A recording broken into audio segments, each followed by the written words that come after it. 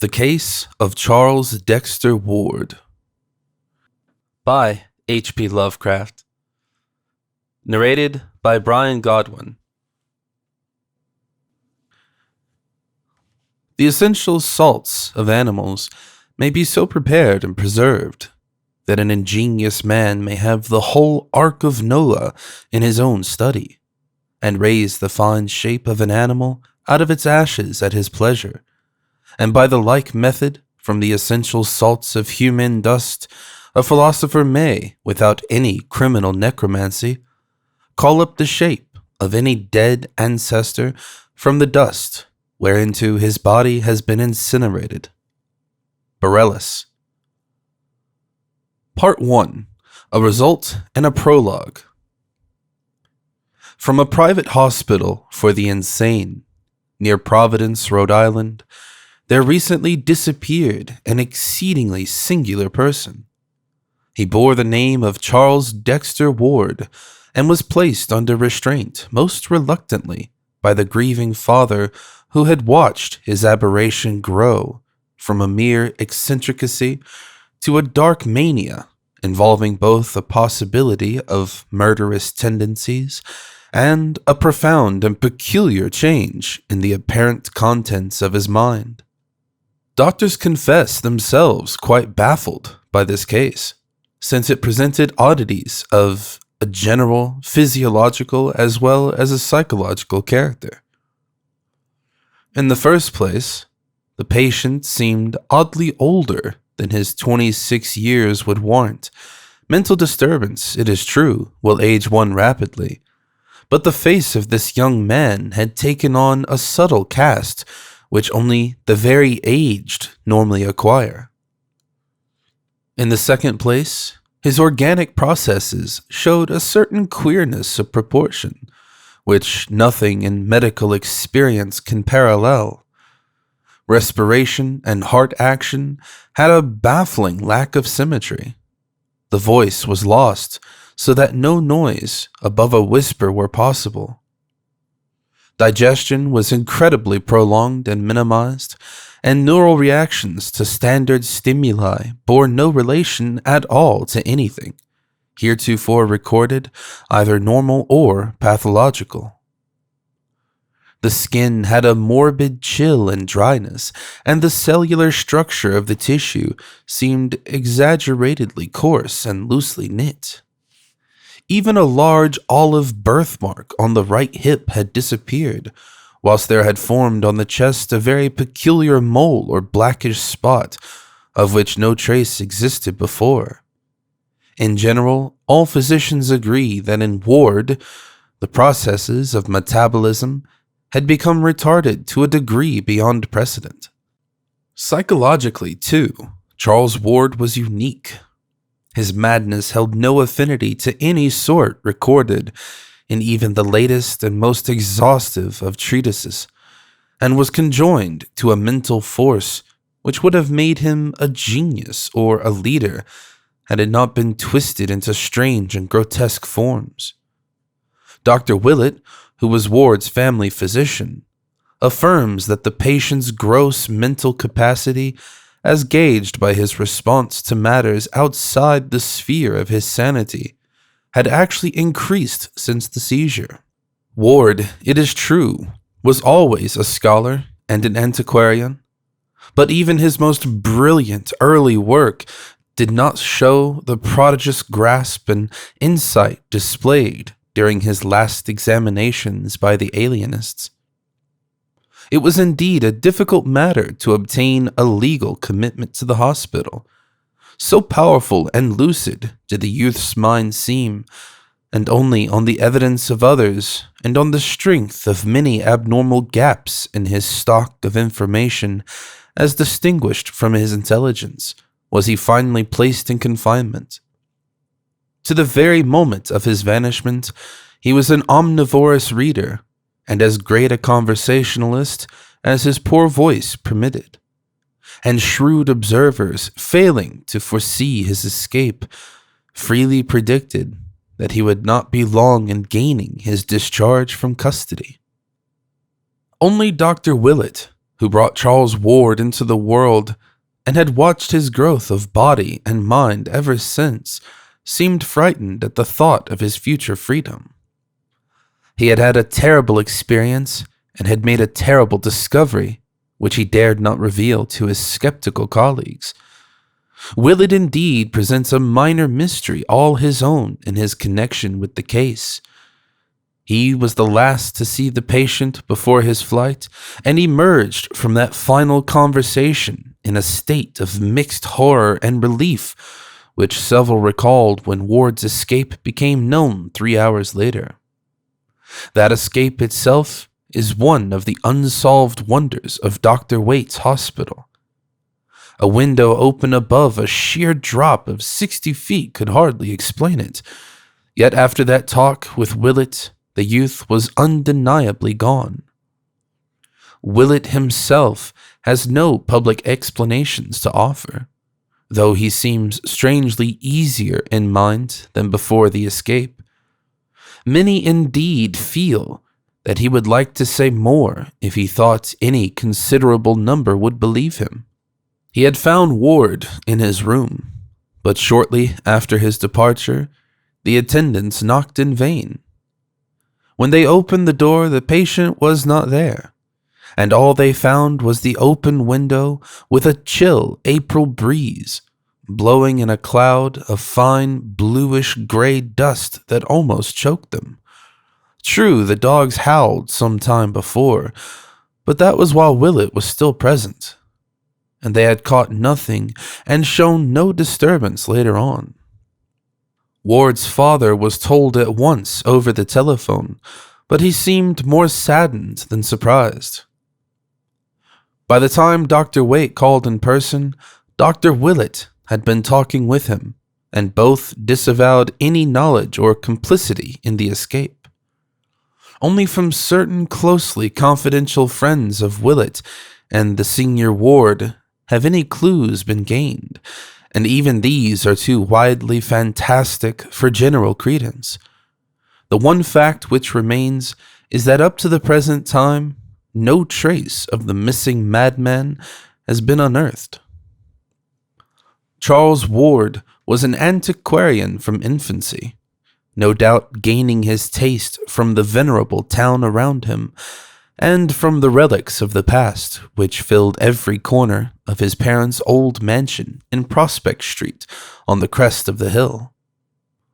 With the years, his devotion to ancient things increased, so that history, genealogy, and the study of colonial architecture, furniture, and craftsmanship at length crowded everything else from his sphere of interests.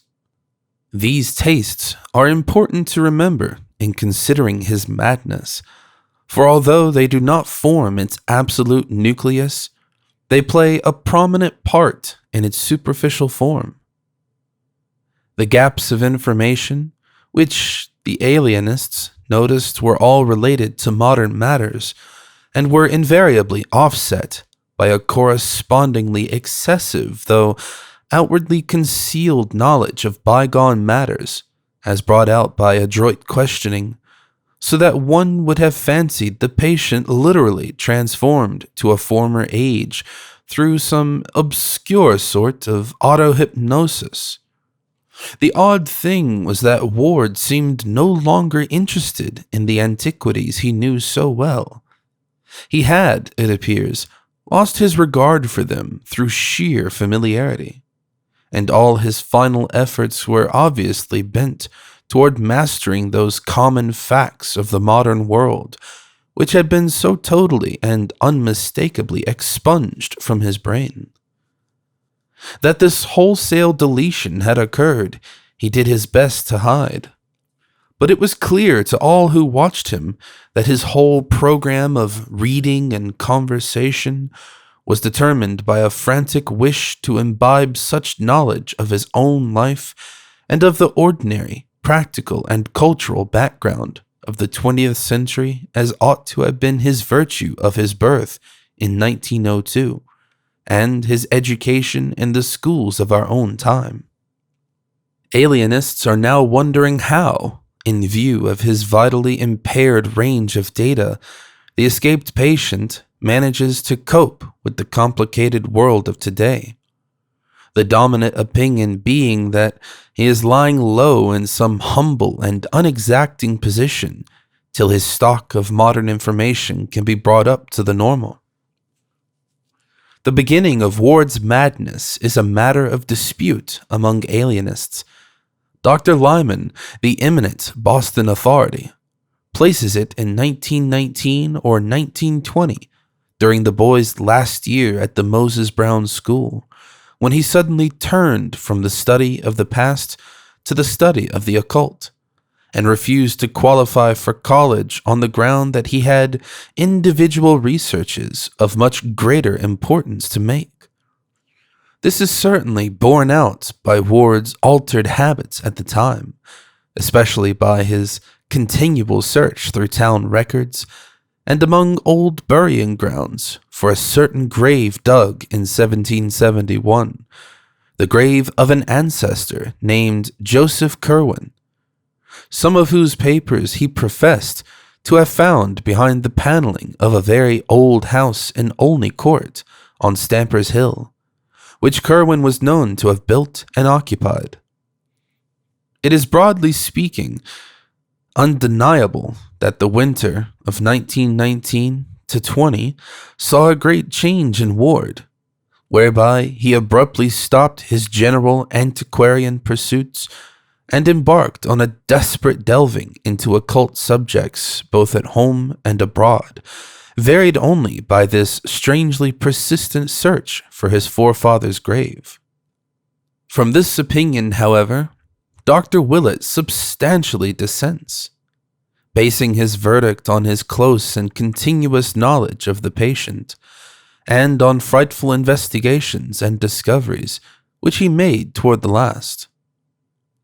Those investigations and discoveries have left their mark upon him, so that his voice trembles when he tells them, and his hand trembles when he tries to write of them. Willett admits that the change of 1919 to 20 would ordinarily appear to mark the beginning of a progressive decadence, which culminated in the horrible and uncanny alienation of 1928. But he believes from personal observation that a finer distinction must be made, granting freely that the boy was always ill-balanced temperamentally, and prone to be unduly susceptible and enthusiastic in his responses to phenomena around him.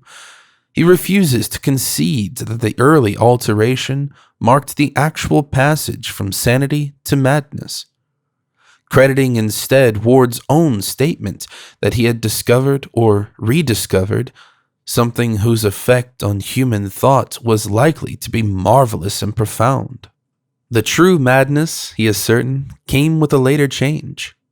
After the Curwen portrait and the ancient papers had been unearthed, after a trip to strange foreign places had been made, and some terrible invocations chanted under strange and secret circumstances, after certain answers to these invocations had been plainly indicated, and a frantic letter penned under agonizing and inexplicable conditions, after the wave of vampirism and the ominous Pawtuxet gossip, and after the patient's memory commenced to exclude contemporary images, whilst his voice failed, and his physical aspect underwent the subtle modification so many subsequently noticed.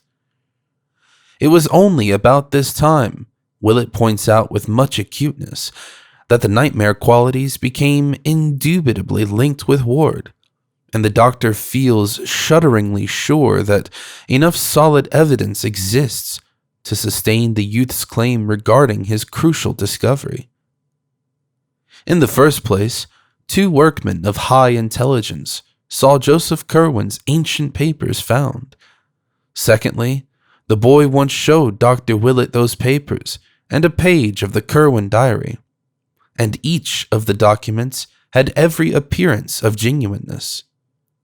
The hole where Ward claimed to have found them was long a visible reality, and Willett had a very convincing final glimpse of them in surroundings which can scarcely be believed, and can never perhaps be proved.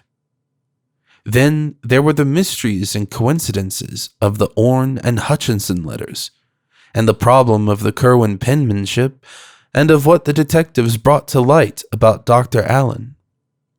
These things, and the terrible message in medieval minuscules found in Willett's pocket when he gained consciousness after his shocking experience.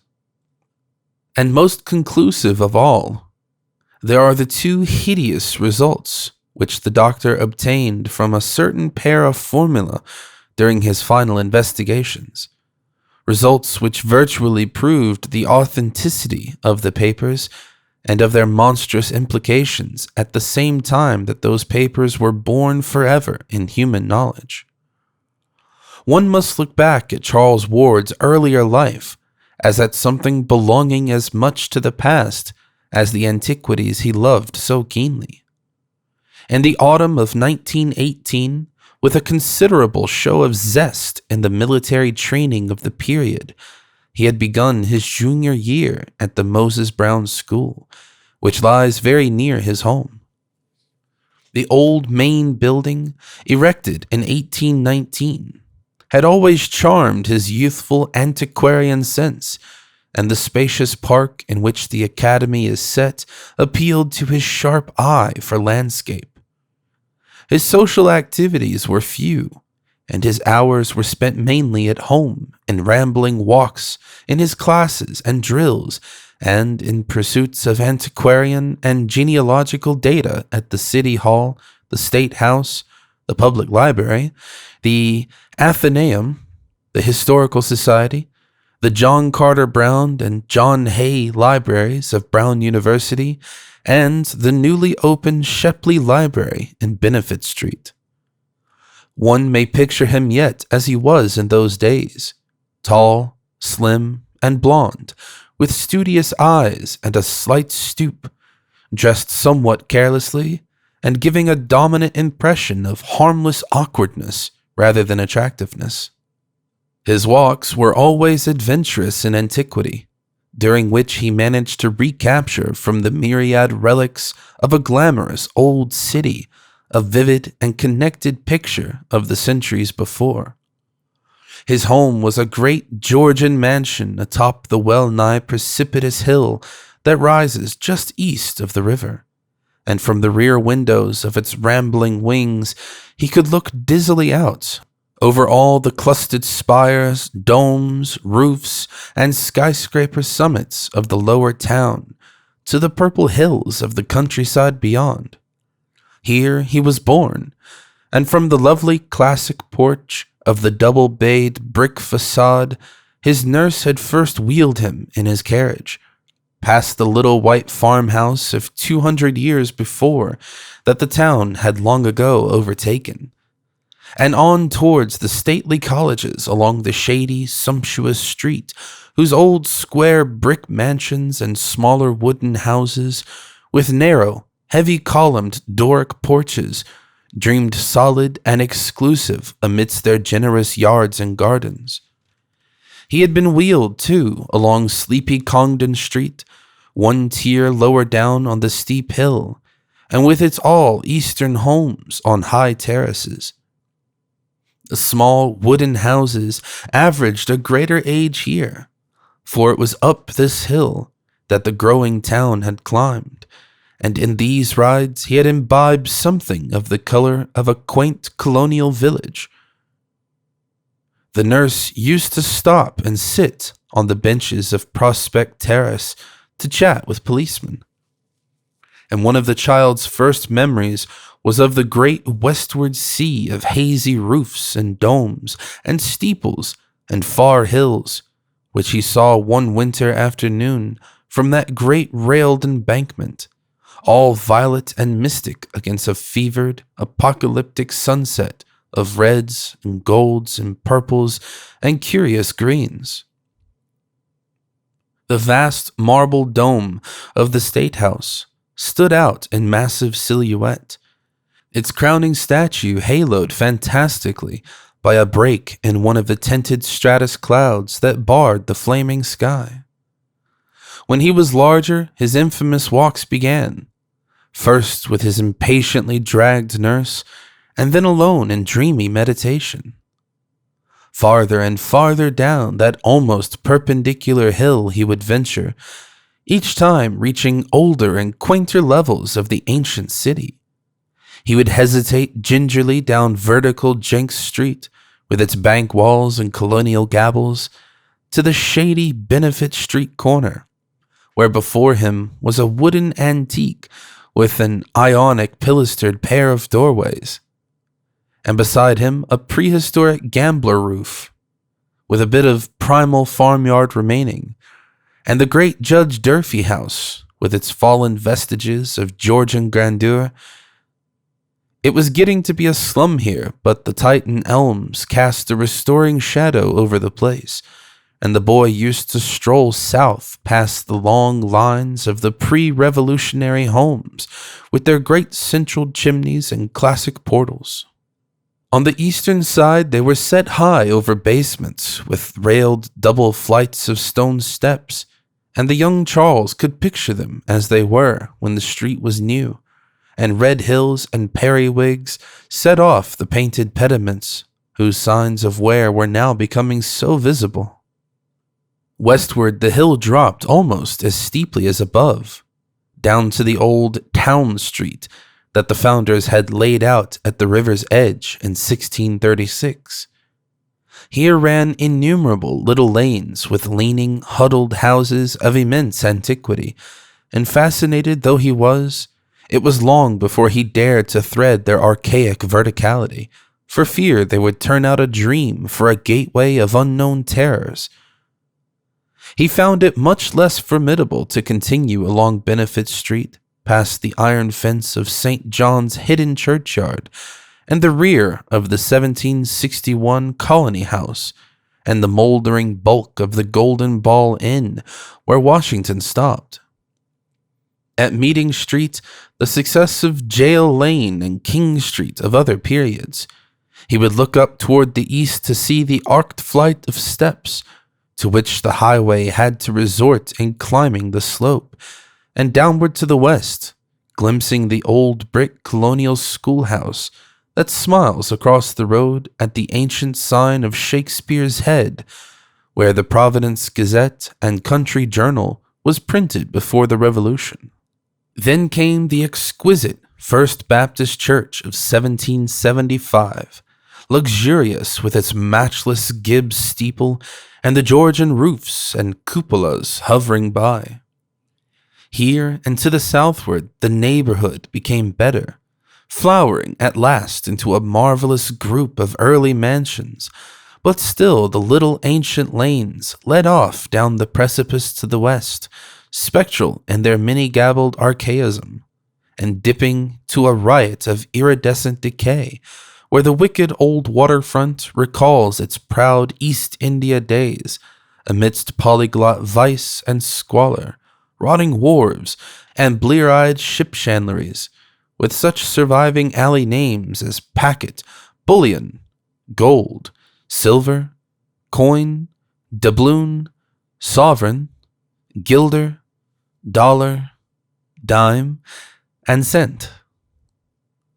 Sometimes, as he grew taller and more adventurous, young Ward would venture down into this maelstrom of tottering houses, broken transoms, tumbling steps, twisted balustrades, swarthy faces, and nameless odors, winding from some South Main to South Water, searching out the docks where the bay and Sound steamers still touched, and returning northward at this lower level, past the steep-roofed 1816 warehouses and the broad square at the Great Bridge, where the 1773 market house still stands firm on its ancient arches.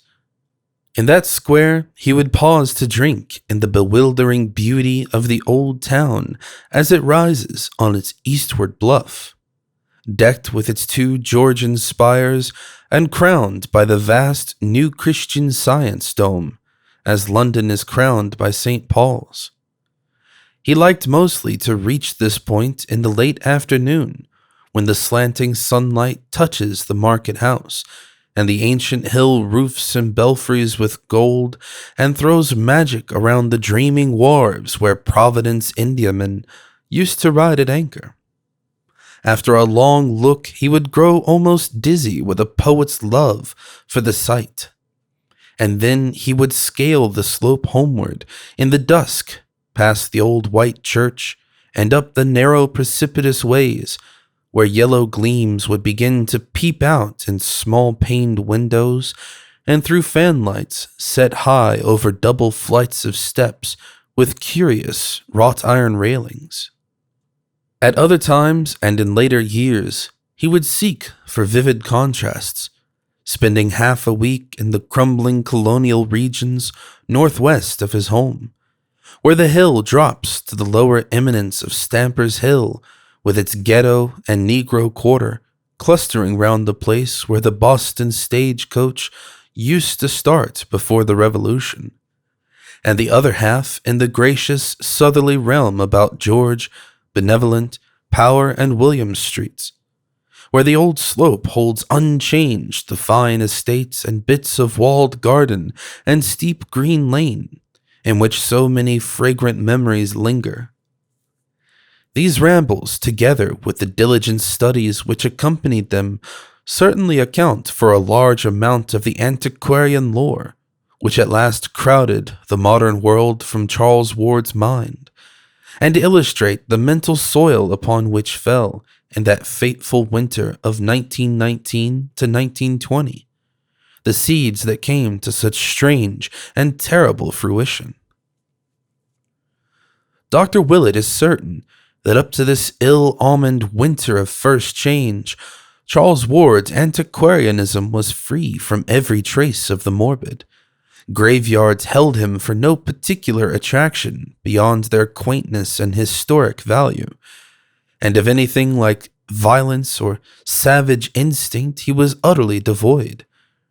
Then, by insidious degrees, there appeared to develop a curious sequel to one of his genealogical triumphs of the year before, when he had discovered among his maternal ancestors a certain very long-lived man named Joseph Curwen, who had come from Salem in March of 1692, and about whom a whispered series of highly peculiar and disquieting stories clustered. Ward's great-great-grandfather, Welcome Potter, had in 1785 married a certain Anne Tillinghast, daughter of Mrs. Eliza, daughter to Captain James Tillinghast, of whose paternity the family had preserved no trace. Late in 1918, while examining a volume of original town records in manuscript, the young genealogist encountered an entry describing a legal change of name, by which, in 1772, a Mrs. Eliza Curwen, widow of Joseph Curwen, resumed along with her 7-year-old daughter Anne her maiden name of Tillinghast, on the ground that her husband's name was become a public reproach by reason of what was known after his decease, the which confirming an ancient common rumor, though not to be credited by a loyal wife till so proven as to be wholly past doubting. This entry came to light upon the accidental separation of 2 leaves which had been carefully pasted together and treated as one by a labored revision of the page's numbers. It was at once clear to Charles Ward that he had indeed discovered a hitherto unknown great-great-great-grandfather. The discover doubly excited him because he had already heard vague reports and seen scattered allusions relating to this person, about whom there remained so few publicly available records, aside from those becoming public only in modern times, that it almost seemed as if a conspiracy had existed to blot him from memory. What did appear, moreover, was of such a singular and provocative nature that one could not fail to imagine curiously what it was that the colonial recorders were so anxious to conceal and forget, or to suspect that the deletion had reasons all too valid. Before this, Ward had been content to let his romancing about old Joseph Curwen remain in the idle stage.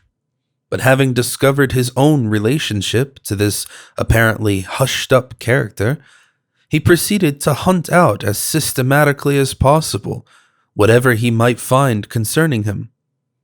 In this excited quest, he eventually succeeded beyond his highest expectations. For old letters, diaries, and sheaves of unpublished memoirs in cobwebbed Providence garrets and elsewhere yielded many illuminating passages which their writers had not thought it worth their while to destroy. One important sidelight came from a point as remote as New York, where some Rhode Island colonial correspondence was stored in the museum at Francis Tavern. The really crucial thing, though, and what in Dr. Willett's opinion formed the definite source of Ward's undoing, was the matter found in August 1919 behind the paneling of the crumbling house in Olney Court. It was that, beyond a doubt, which opened up those black vistas whose end was deeper than the pit.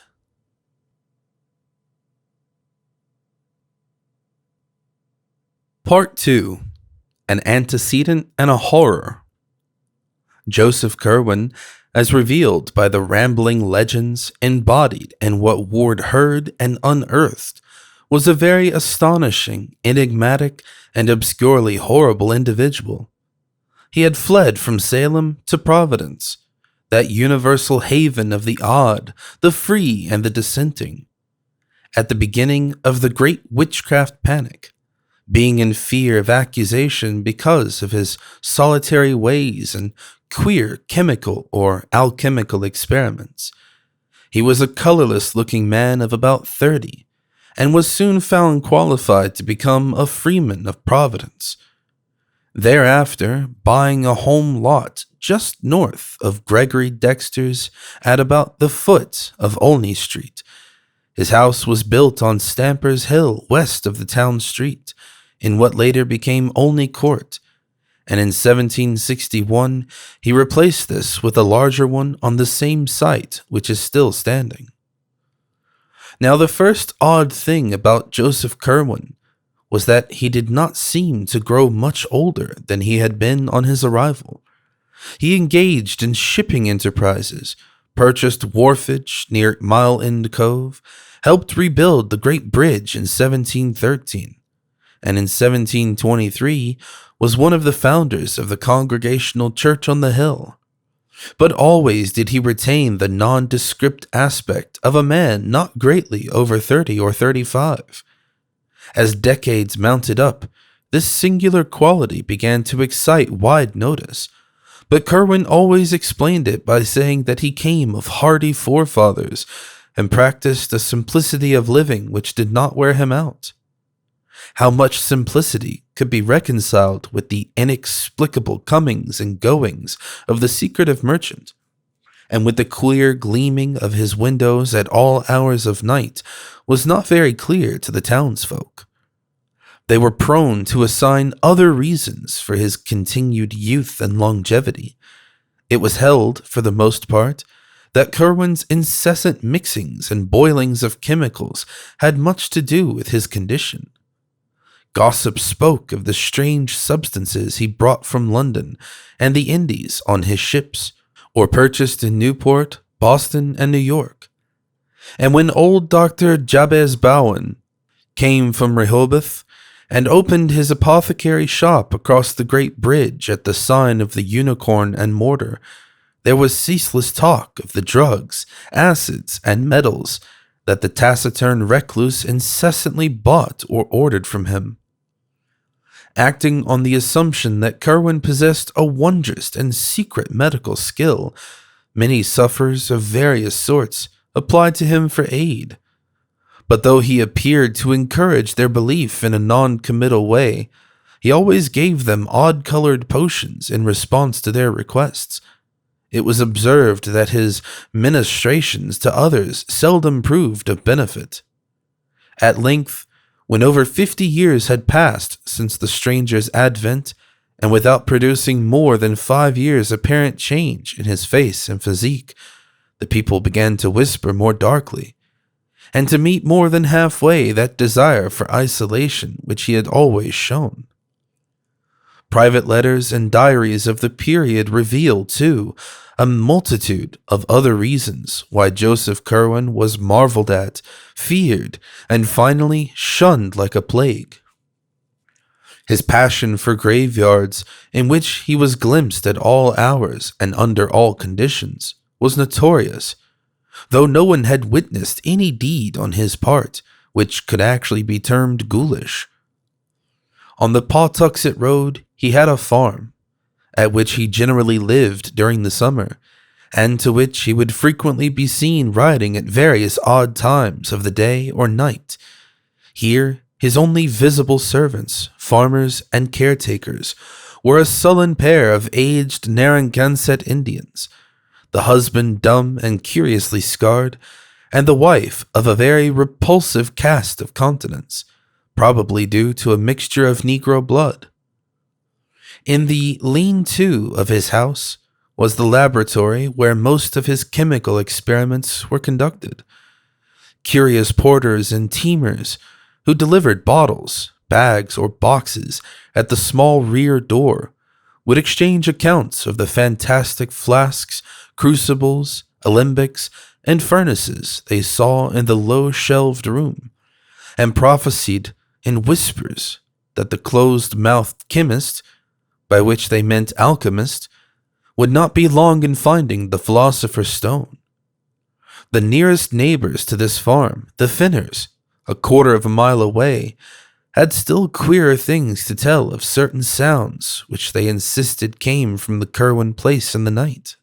There were cries, they said, and sustained howlings, and they did not like the large number of livestock which thronged the pastures, for no such amount was needed to keep a lone old man and a very few servants in meat, milk, and wool. The identity of the stock seemed to change from week to week as new droves were purchased from the Kingston farmers. Then, too, there was something very obnoxious about a certain great stone outbuilding with only high, narrow slits for windows. Great Bridge idlers, likewise, had much to say of Curwen's townhouse in Olney Court. Not so much the fine new one, built in 1761, when the man must have been a century old, but the first low-gambreled roofed one, with the windowless attic and shingled sides, whose timbers he took the peculiar precaution of burning after its demolition. Here there was less mystery, it is true, but the hours at which lights were seen, the secretiveness of the two swarthy foreigners who comprised the only men-servants, the hideous, indistinct mumbling of the incredibly aged French housekeeper, the large amounts of food seen to enter a door within which only 4 persons lived, and the quality of certain voices often heard in muffled conversation at highly unseasonable times, all combined with what was known of the Pawtuxet farm to give the place a bad name. In choicer circles, too, the Curwen home was by no means undiscussed, for as the newcomer had gradually worked into the church and trading life of the town, he had naturally made acquaintances of the better sort, whose company and conversation he was well fitted by education to enjoy. His birth was known to be good, since the Curwens or Corwins of Salem needed no introduction in New England. It developed that Joseph Curwen had traveled much in very early life, living for a time in England and making at least 2 voyages to the Orient, and his speech, when he deigned to use it, was that of a learned and cultivated Englishman. But for some reason or other, Curwen did not care for society. Whilst never actually rebuffing a visitor, he always reared such a wall of reserve that few could think of anything to say to him which would not sound inane.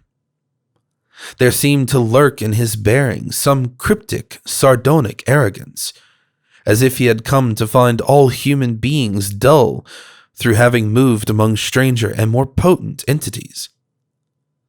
When Dr. Checkley, the famous wit, came from Boston in 1738 to be rector of King's Church, he did not neglect on calling on one on whom he soon heard so much, but left in a very short while because of some sinister undercurrent he detected in his host's discourse. Charles Ward told his father, when they discussed Curwen one winter evening, that he would give much to learn what the mysterious old man had said to the sprightly cleric, but that all diarists agree concerning Dr. Checkley's reluctance to repeat anything he had heard. The good man had been hideously shocked, and could never recall Joseph Curwen with a visible loss of the gay urbanity for which he was famed. More definite, however, was the reason why another man of taste and breeding avoided the haughty hermit. In 1746, Mr. John Merritt, an elderly Englishman of literary and scientific leanings, came from Newport to the town which was so rapidly overtaking it in standing, and built a fine country seat on the Neck in what is now the heart of the best residence section. He lived in considerable style and comfort, keeping the first coach and liveried servants in town, and taking great pride in his telescope, his microscope, and his well-chosen library of English and Latin books. Hearing of Curwen as the owner of the best library in Providence, Mr. Merritt early paid him a call, and was more cordially received than most other callers at the house had been. His admiration for the host's ample shelves, which, besides the Greek, Latin, and English classics, were equipped with a remarkable battery of philosophical, mathematical, and scientific works, including Paracelsus, Agricola, Van Helmont, Sylvius, Glauber, Boyle, Boerhaave, Becher, and Stahl, led Curwen to suggest a visit to the farmhouse and laboratory, whither he had never invited anyone before, and the two drove out at once in Mr. Merritt's coach. Mr. Merritt always confessed to seeing nothing really horrible at the farmhouse, but maintained that the titles of the books in the special library of thaumaturgical, alchemical, and theological subjects, which Curwen kept in a front room, were alone sufficient to inspire him with a lasting loathing.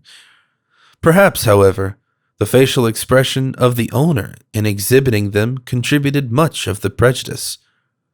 The bizarre collection, besides a host of standard works, which Mr. Merritt was not too alarmed to envy, embraced nearly all the Kabbalists, demonologists, and magicians known to man, and was a treasure house of lore in the doubtful realms of alchemy and astrology.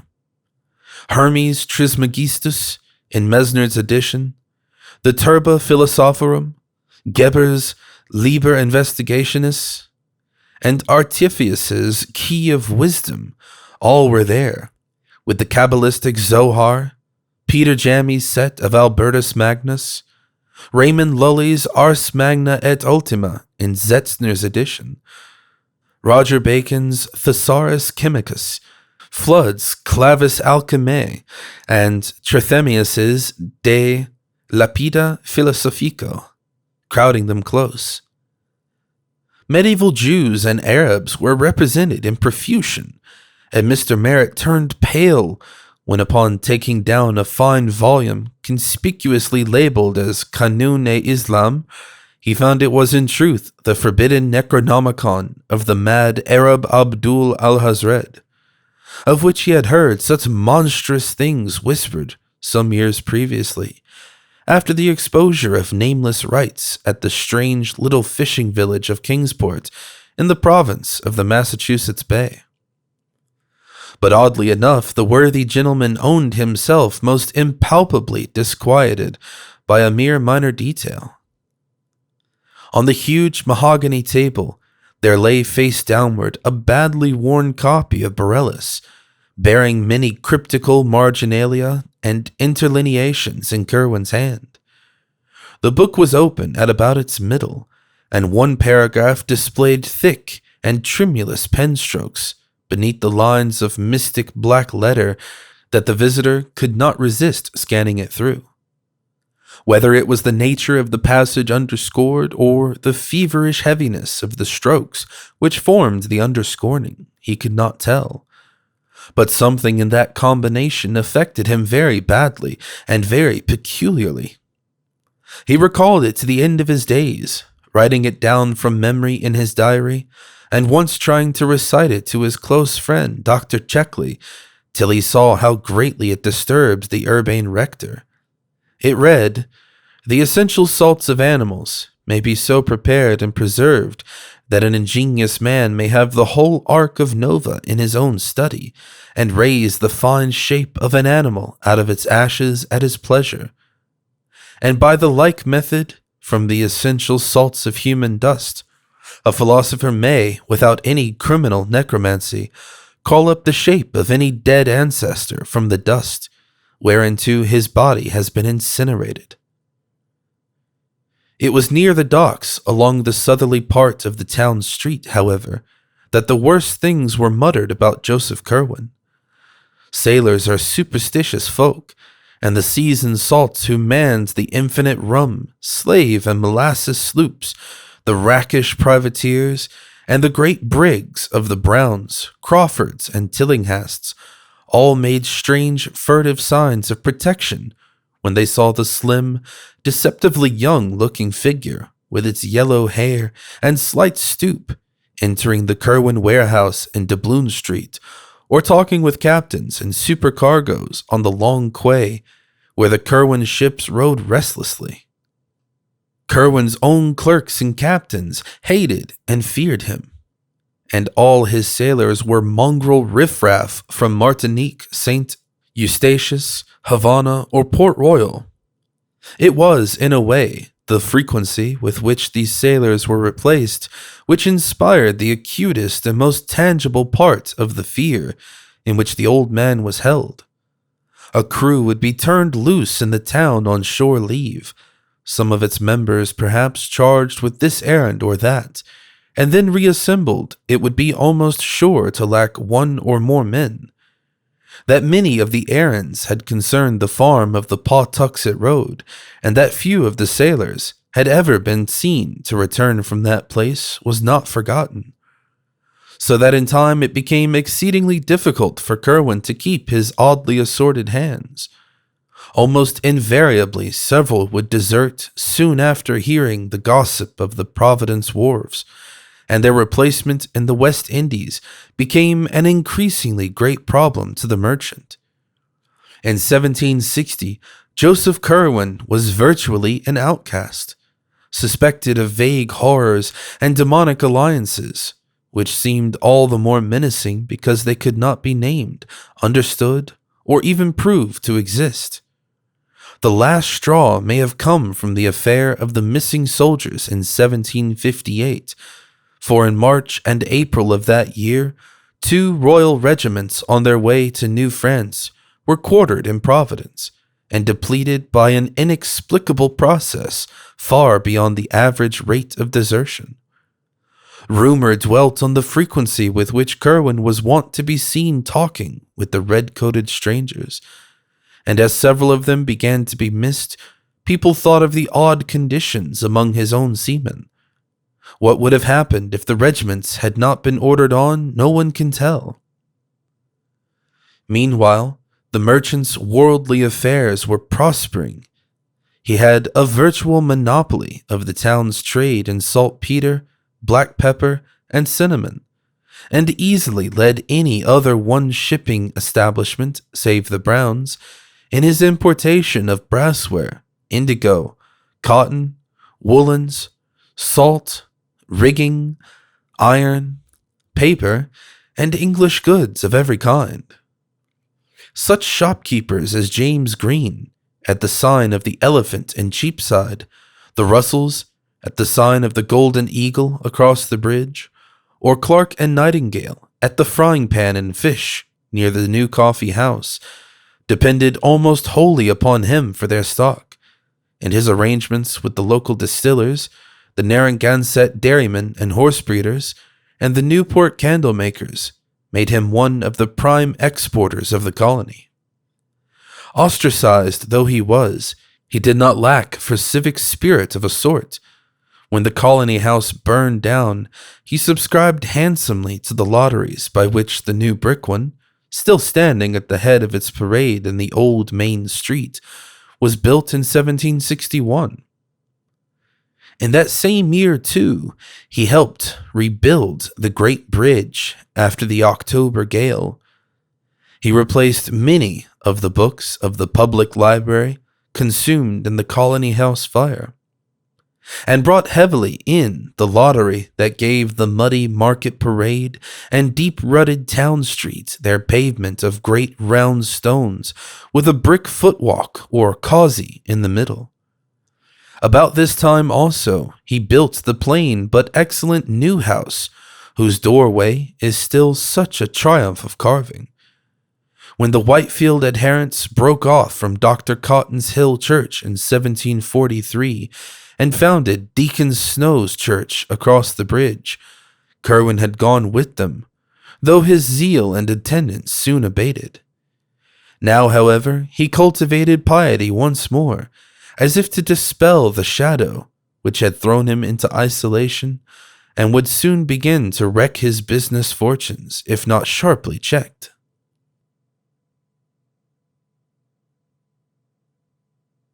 Part 2.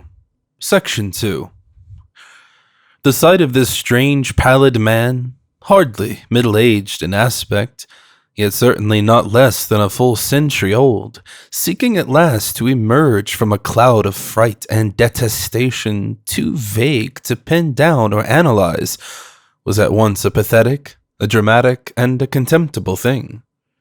Such is the power of wealth and of surface gestures, however, that there came indeed a slight abatement in the visible aversion displayed toward him, especially after the rapid disappearances of his sailors abruptly ceased. He must likewise have begun to practice an extreme care and secrecy in his graveyard expeditions, for he was never again caught at such wanderings, whilst the rumors of uncanny sounds and maneuvers at his Pawtuxet farm diminished in proportion. His rate of food consumption and cattle replacement remained abnormally high, but not until modern times, when Charles Ward examined a set of his accounts and invoices in the Shepley Library, did it occur to anyone, save one embittered youth, perhaps, to make dark comparisons between the large number of guinea blacks he imported until 1766 and the disturbingly small number for whom he could produce bona fide bills of sale either to slave dealers at the Great Bridge or to the planters of the Narragansett country. Certainly the cunning and ingenuity of this abhorred character were uncannily profound, once the necessity for their exercise had become impressed upon him. But of course, the effect of all this belated mending was necessarily slight. Curwen continued to be avoided and distrusted, as indeed the one fact of his continued air of youth at a great age would have been enough to warrant. And he could see that in the end his fortunes would be likely to suffer. His elaborate studies and experiments, whatever they may have been, apparently required a heavy income for their maintenance, and since a change of environment would deprive him of the trading advantages he had gained, it would not have profited him to begin anew in a different region just then.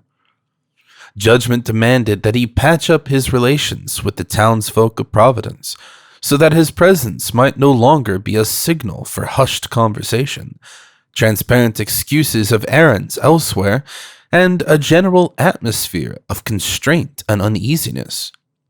His clerks being now reduced to the shiftless and impecunious residue, whom no one else would employ, were giving him much worry, and he held to his sea captains and mates only by shrewdness in gaining some kind of ascendancy over them, a mortgage, a promissory note, or a bit of information very pertinent to their welfare. In many cases, diarists have recorded with some awe Kerwin showed almost the power of a wizard in unearthing family secrets for questionable use. During the final 5 years of his life, it seemed as though only direct talks with the long dead could possibly have furnished some of the data which he had so glibly at his tongue's end. About this time, the crafty scholar hit upon a last desperate expedient to regain his footing in the community.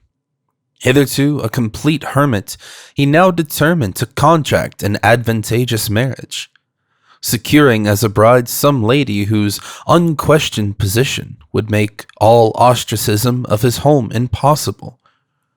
It may be that he also had deeper reasons for wishing an alliance, reasons so far outside the known cosmic sphere that only papers found a century and a half after his death caused anyone to suspect them.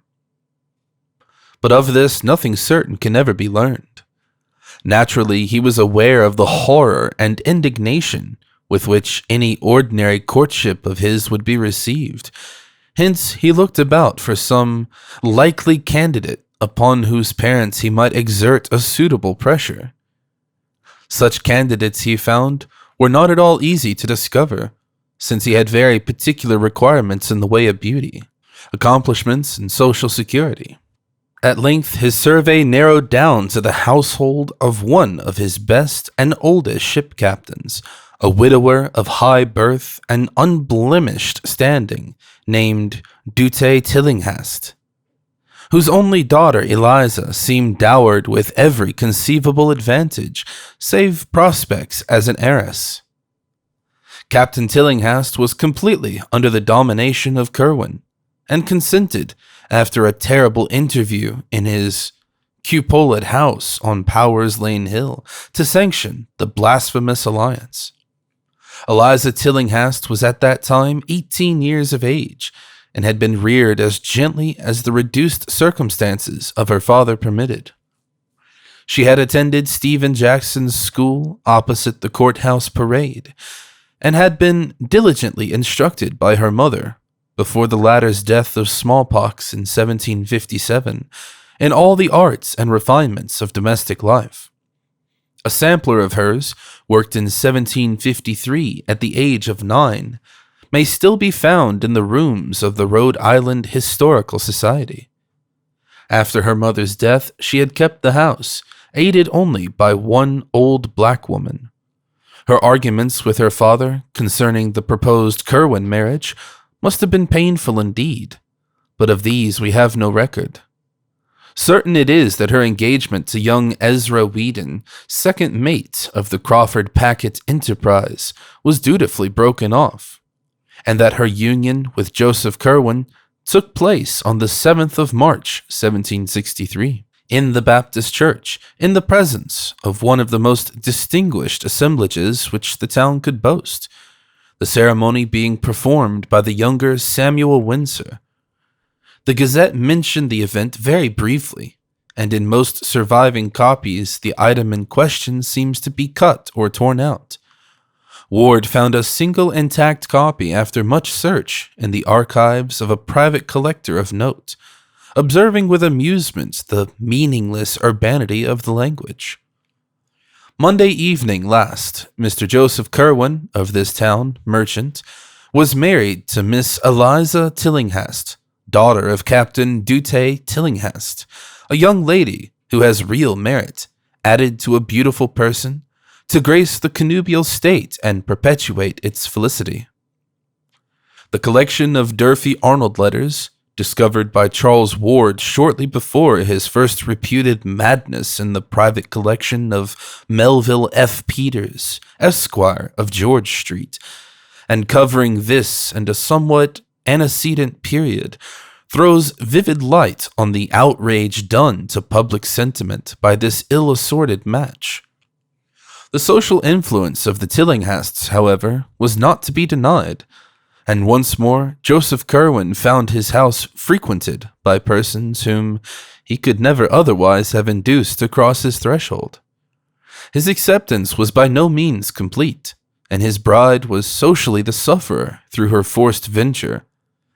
but at all events the wall of utter ostracism was somewhat worn down. In his treatment of his wife, the strange bridegroom astonished both her and the community by displaying an extreme graciousness and consideration. The new house in Olney Street was now wholly free from disturbing manifestations, and although Kerwin was much absent at the Pawtuxet farm, which his wife never visited, he seemed more like a normal citizen than at any other time in his long years of residence. Only one person remained in open enmity with him, this being the youthful ship's officer whose engagement to Eliza Tillinghast had been so abruptly broken. Ezra Whedon had frankly vowed vengeance, and though of a quiet and ordinarily mild disposition, was now gaining a hate-bred, dogged purpose, which boded no good to the usurping husband. On the 7th of May, 1765, Kerwin's only child, Anne, was born, and was christened by the Reverend John Graves of King's Church, of which both husband and wife had become communicants shortly after their marriage, in order to compromise between their respective Congregational and Baptist affiliations. The record of this birth, as well as that of the marriage 2 years before, was stricken from most copies of the church and town annals where it ought to appear, and Charles Ward located both with the greatest difficulty after his discovery of the widow's change of name had apprised him of his own relationship and engendered the feverish interest which culminated in his madness. The birth entry, indeed, was found very curiously through correspondence with the heirs of the loyalist Dr. Graves, who had taken with him a duplicate set of records when he left his pastorate at the outbreak of the Revolution. Ward had tried his source because he knew that his great-great-grandmother, Anne Tillinghast Potter, had been an Episcopalian. Shortly after the birth of his daughter, an event he seemed to welcome with a fervor greatly out of keeping with his usual coldness, Kerwin resolved to sit for a portrait. This he had painted by a very gifted Scotsman named Cosmo Alexander, then a resident of Newport, and since famous as the early teacher of Gilbert Stuart. The likeness was said to have been executed on a wall panel of the library in the house of Olney Court, but neither of the two old diaries mentioning it gave any hint of its ultimate disposition. At this period, the erratic scholar showed signs of unusual abstraction, and spent as much time as he possibly could at his farm on the Pawtuxet Road. He seemed, it was stated, in a condition of suppressed excitement or suspense, as if expecting some phenomenal thing, or on the brink of some strange discovery.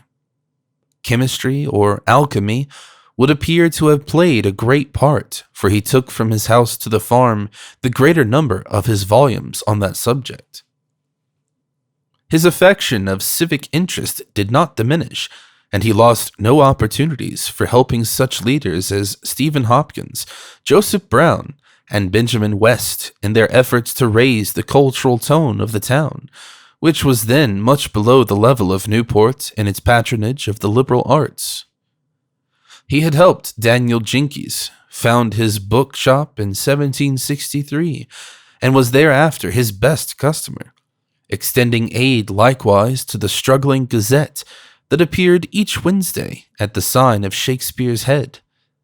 In politics, he ardently supported Governor Hopkins against the Ward party, whose prime strength was in Newport, and his really eloquent speech at Hackers Hall in 1765 against the setting off of North Providence as a separate town with a pro-Ward vote in the General Assembly did more than any other one thing to wear down the prejudice against him.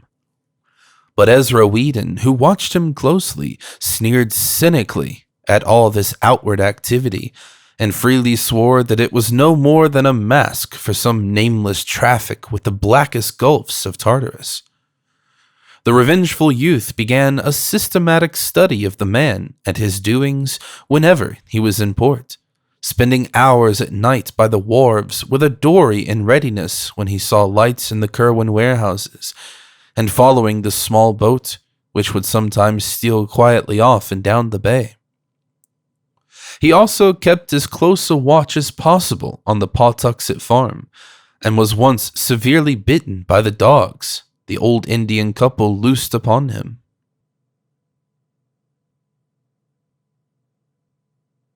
Part 2, Section 3. In 1766 came the final change in Joseph Kerwin. It was very sudden, and gained wide notice amongst the curious townfolk, for the air of suspense and expectancy dropped like an old cloak, giving instant place to an ill-concealed exultation of perfect triumph. Kerwin seemed to have difficulty in restraining himself from public harangues on what he found or learned or made. But apparently the need of secrecy was greater than the longing to share his rejoicing, for no explanation was ever offered by him. It was after this transition, which appears to have come early in July, that the sinister scholar began to astonish people by his possession of information which only their long-dead ancestors would seem to be able to impart. But Kerwin's feverish secret activities by no means ceased with this change. On the contrary, they tended rather to increase, so that more and more of his shipping business was handled by the captains whom he now bound to him by ties of fear as potent as those of bankruptcy had been. He altogether abandoned the slave trade, alleging that its profits were constantly decreasing. Every possible moment was spent at the Pawtuxet farm, though there were rumors now and then of his presence in places which, though not actually near graveyards, were yet so situated in relation to graveyards that thoughtful people wondered just how thorough the old merchant's change of habits really was. Ezra Whedon, though his periods of espionage were necessarily brief and intermittent on account of his sea voyaging, had a vindictive persistence which the bulk of the practical townsfolk and farmers lacked, and subjected Kerwin's affairs to a scrutiny such as they had never been before. Many of the odd maneuvers of the strange merchant's vessels had been taken for granted on account of the unrest of the times, when every colonist seemed determined to resist the provisions of the Sugar Act, which hampered a prominent traffic. Smuggling and evasion were the rule in Narragansett Bay, and nocturnal landings of illicit cargoes were continuous commonplaces. But Whedon, night after night, following the lighters or small sloops which he saw steal off from the Kerwin warehouse at the town street docks, soon felt assured that it was not merely His Majesty's armed ships which the sinister skulker was anxious to avoid.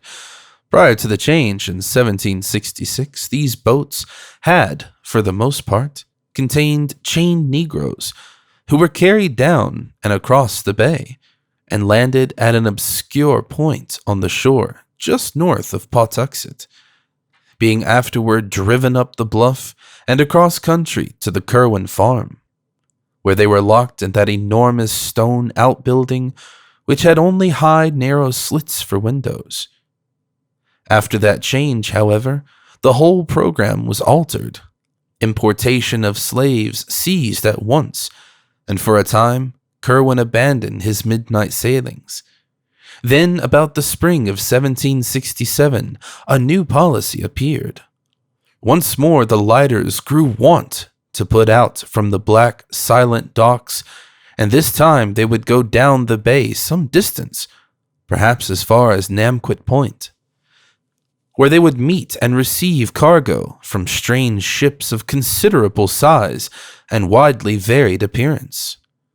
Kerwin's sailors would then deposit this cargo at the usual point on the shore and transport it overland to the farm, locking it in the same cryptical stone building which had formerly received the Negroes. The cargo consisted almost wholly of boxes and cases, of which a large proportion were oblong and heavy and disturbingly suggestive of coffins. Whedon always watched the farm with unremitting assiduity, visiting it each night for long periods and seldom letting a week go by without a sight, except when the ground bore a footprint revealing snow. Even then, he would often walk as close as possible in the traveled road or on the ice of the neighboring river to see what tracks others might have left.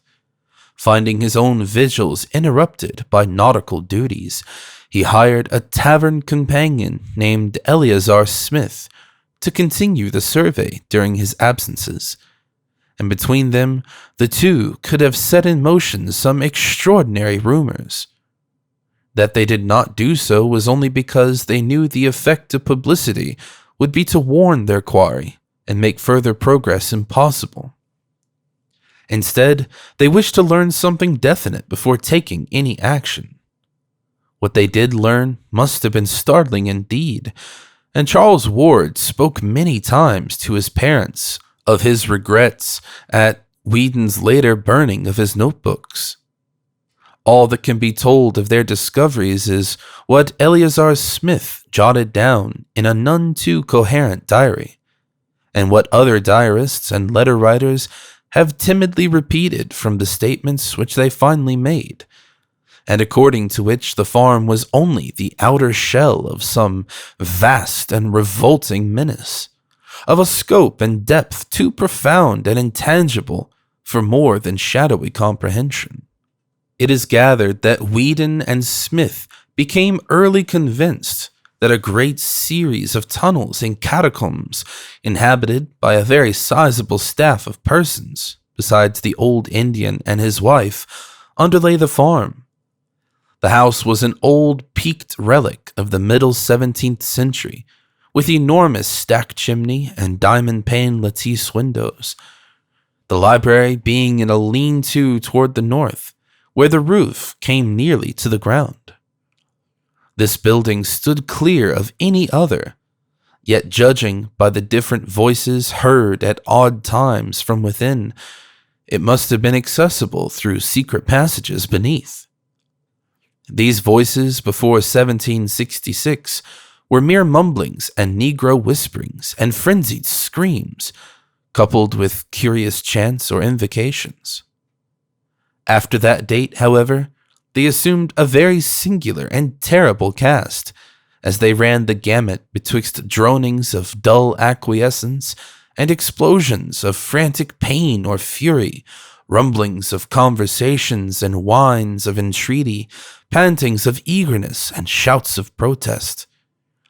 They appeared to be in different languages, all known to Curwen, whose rasping accents were frequently distinguishable in reply, reproof, or threatening.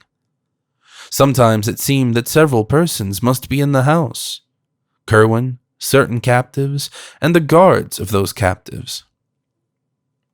There were voices of a sort that neither Whedon nor Smith had ever heard before, despite their wide knowledge of foreign parts, and many that they did seem to place as belonging to this or that nationality. The nature of the conversations seems always a kind of catechism, as if Curwen were extorting some kind of information from terrified or rebellious prisoners. Whedon had many verbatim reports of overhead scraps in his notebook, for English, French, and Spanish, which he knew, were frequently used. But of these nothing has survived.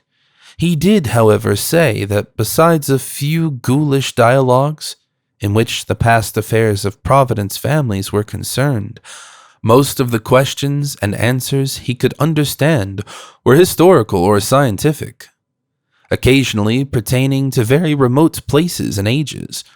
Once, for example, an alternately raging and sullen figure was questioned in French about the Black Prince's massacre at Limoges in 1370, as if there were some hidden reason which he ought to know.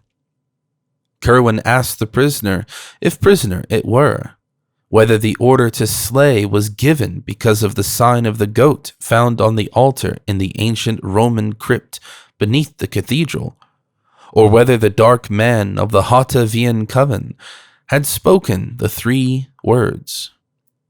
Failing to obtain replies, the Inquisitor had seemingly resorted to extreme means, for there was a terrific shriek followed by silence and muttering and a bumping sound. None of these colloquies were ever ocularly witnessed, since the windows were always heavily draped. Once, though, during a discourse in an unknown tongue, a shadow was seen on the curtain, which startled Whedon exceedingly, reminding him of one of the puppets in a show he had seen in the autumn of 1764 in Hackers Hall, when a man from Germantown, Pennsylvania, had given a clever mechanical spectacle advertised as a view of the famous city of Jerusalem, in which are represented Jerusalem, the Temple of Solomon, his royal throne, the noted towers and hills, likewise the sufferings of our Savior from the Garden of Gethsemane to the cross on the hill of Golgotha, an artful piece of statuary worthy to be seen by the curious. It was on this occasion that the listener, who had crept close to the window of the front room whence the speaking proceeded, gave a start which roused the old Indian pair and caused them to loose the dogs on him. After that, no more conversations were ever heard in the house, and Whedon and Smith concluded that Kerwin had transferred his field of action to regions below. That such regions in truth existed seemed amply clear from many things. Faint cries and groans unmistakably came up now and then from what appeared to be the solid earth in places far from any structure. Whilst hidden in the bushes along the riverbank in the rear, where the high ground sloped steeply down to the valley of the Pawtuxet, there was found an arched oaken door in a frame of heavy masonry, which was obviously an entrance to caverns within the hill. When or how these catacombs could have been constructed, Whedon was unable to say, but he frequently pointed out how easily the place might have been reached by bands of unseen workmen from the river. Joseph Kerwin put his mongrel seamen to diverse uses indeed. During the heavy spring rains of 1769, the 2 watchers kept a sharp eye on the steep riverbank to see if any subterranean secrets might be washed to light, and were rewarded by the sight of a profusion of both human and animal bones in places where deep gullies had been worn in the banks. Naturally, there might be any explanations of such things in the rear of a stock farm, and in a locality where old Indian burying grounds were common, but Whedon and Smith drew their own inferences. It was in January 1770, whilst Whedon and Smith were still debating vainly on what, if anything, to think or do about the whole bewildering business, that the incident of the Fortaleza occurred.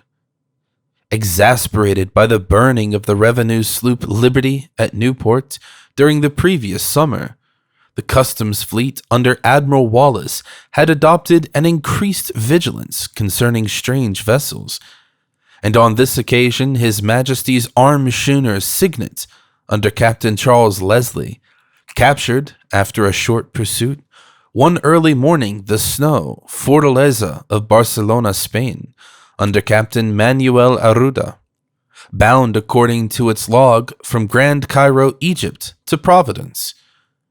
When searched for contraband material, the ship revealed the astonishing fact that its cargo consisted exclusively of Egyptian mummies, consigned to sailor ABC, who would come to remove his goods in a lighter just off Namquit Point, and whose identity Captain Arruda felt himself in honor bound not to reveal.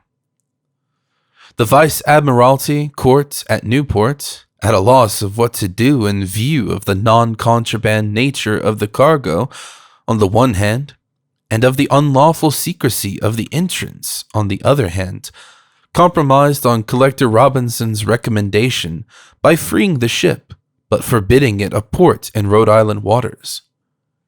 There were later rumors of its having been seen in Boston Harbor, though it never openly entered the port of Boston. This extraordinary incident did not fail of wide remark in Providence, and there were not many who doubted the existence of some connection between the cargo of mummies and the sinister Joseph Curwen. His exotic studies and his curious chemical importations being common knowledge, and his fondness for graveyards being common suspicion, it did not take much imagination to link him with a freakish importation which could not conceivably have been destined for anyone else in the town. As if conscious of this natural belief, Curwen took care to speak casually on several occasions of the chemical value of the balsams found in mummies, thinking perhaps that he might make the affair seem less unnatural, yet stopping just short of admitting his participation.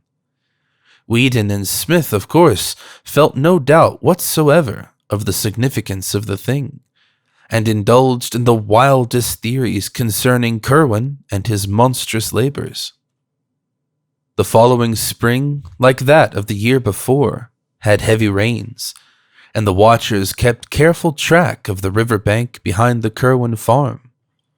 Large sections were washed away, and a certain number of bones discovered, but no glimpse was afforded of any actual subterranean chambers of burrows. Something was rumored, however, at the village of Pawtuxet, about a mile below, where the river flows and falls over a rocky terrace to join the placid landlocked cove. There, where quaint old cottages climbed the hill from the rustic bridge, and fishing smacks lay anchored at their sleepy docks, a vague report went round of things that were floating down the river and flashing into sight for a minute as they went over the falls. Of course, the Pawtuxet is a long river, which winds through many settled regions abounding in graveyards, and of course the spring rains had been very heavy, but the fisher folk about the bridge did not like the wild way that one of the things stared as it shot down to the still water below, or the way that another half cried out, although its condition had greatly departed from that of objects which normally cry out. That rumor sent Smith, for Whedon was just then at sea, in haste to the river bank behind the farm, where surely enough there remained the evidences of an extensive cave-in. There was, however, no trace of a passage into the steep bank, for the miniature avalanche had left behind a solid wall of mixed earth and shrubbery from aloft. Smith went to the extent of some experimental digging, but was deterred by lack of success, or perhaps by fear of possible success. It is interesting to speculate on what the persistent and revengeful Whedon would have done had he been ashore at the time.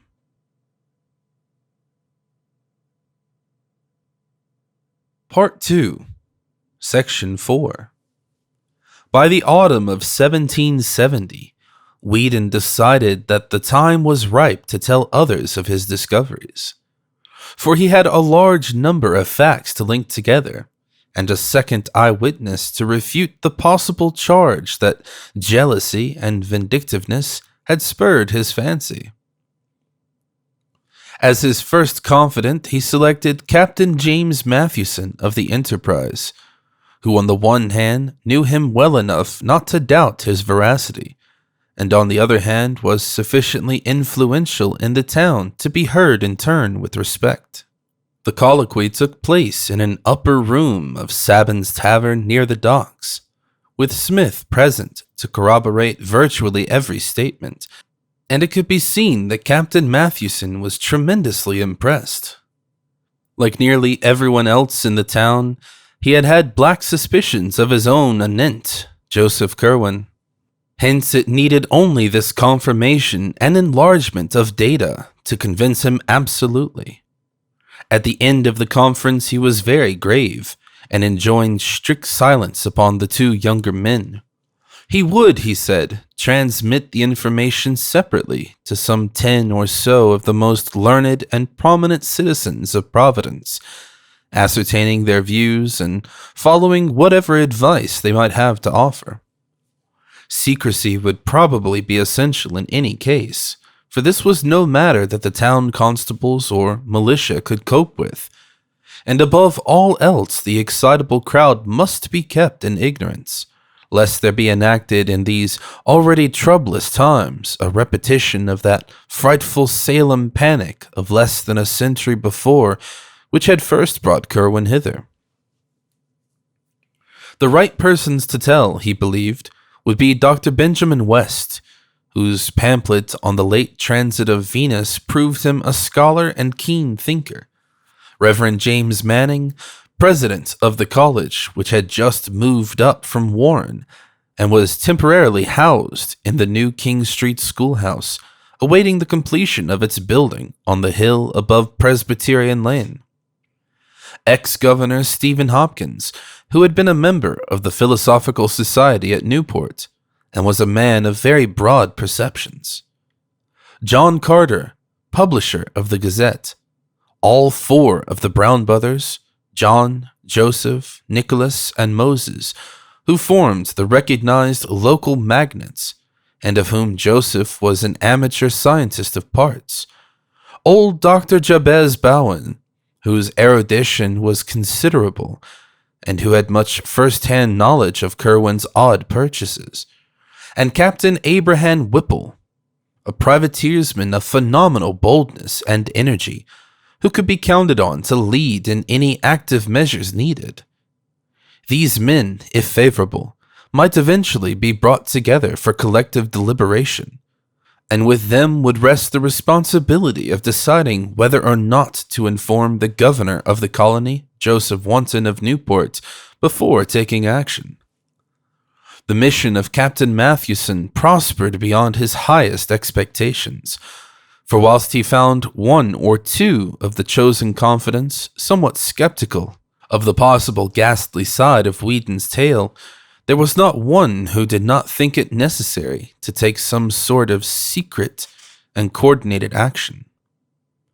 Curwen, it was clear, formed a vague potential menace to the welfare of the town and colony and must be eliminated at any cost. Late in December 1770, a group of eminent townsmen met at the home of Stephen Hopkins and debated tentative measures. Whedon's notes, which he had given to Captain Mathewson, were carefully read, and he and Smith were summoned to give testimony anent details. Something very like fear seized the whole assemblage before the meeting was over, though there ran through that fear a grim determination, which Captain Whipple's bluff and resonant profanity best expressed. They would not notify the governor, because a more than legal course seemed necessary. With hidden powers of uncertain extent apparently at his disposal, Curwen was not a man who could safely be warned to leave town. Nameless reprisals might ensue, and even if the sinister creature complied, the removal would be no more than the shifting of an unclean burden to another place. The times were lawless, and men who had flouted the king's revenue forces for years were not the ones to balk at sterner things when duty impelled. Curwen must be surprised at his Pawtuxet farm by a large raiding party of seasoned privateersmen and given one decisive chance to explain himself. If he proved a madman, amusing himself with shrieks and imaginary conversations in different voices, he would be properly confined. If something graver appeared, and if the underground horrors indeed turned out to be real, he and all with him must die. It could be done quietly, and even the widow and her father need not be told how it came about. While these serious steps were under discussion, there occurred in the town an incident so terrible and inexplicable that for a time little else was mentioned for miles around.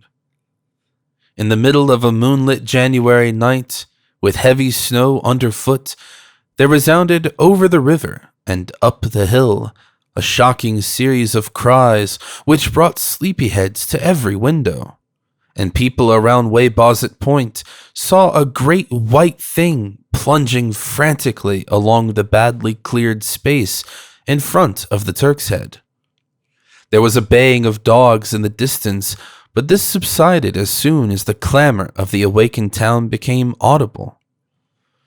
Parties of men with lanterns and muskets hurried out to see what was happening, but nothing rewarded their search. The next morning, however, a giant, muscular body, stark naked, was found on the jams of ice around the southern piers of the Great Bridge, where the long dock stretched out beside Abbott's Distill House, and the identity of this object became a theme for endless speculation and whispering.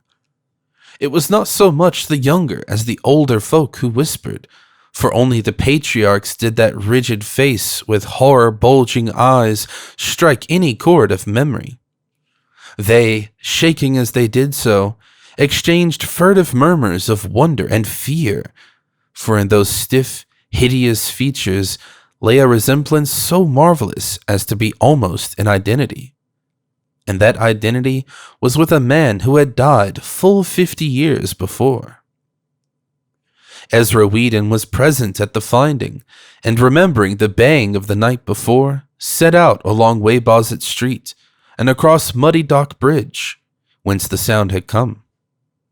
He had a curious expectancy, and was not surprised when, reaching the edge of the settled district, where the street merged into the Pawtuxet Road, he came upon some very curious tracks in the snow. The naked giant had been pursued by dogs and many booted men, and the returning tracks of the hounds and their masters could be easily traced. They had given up the chase upon coming too near the town. Whedon smiled grimly, and as a perfunctory detail traced the footprints back to their source.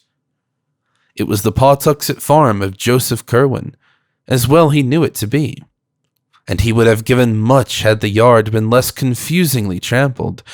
As it was, he dared not seem too interested in full daylight.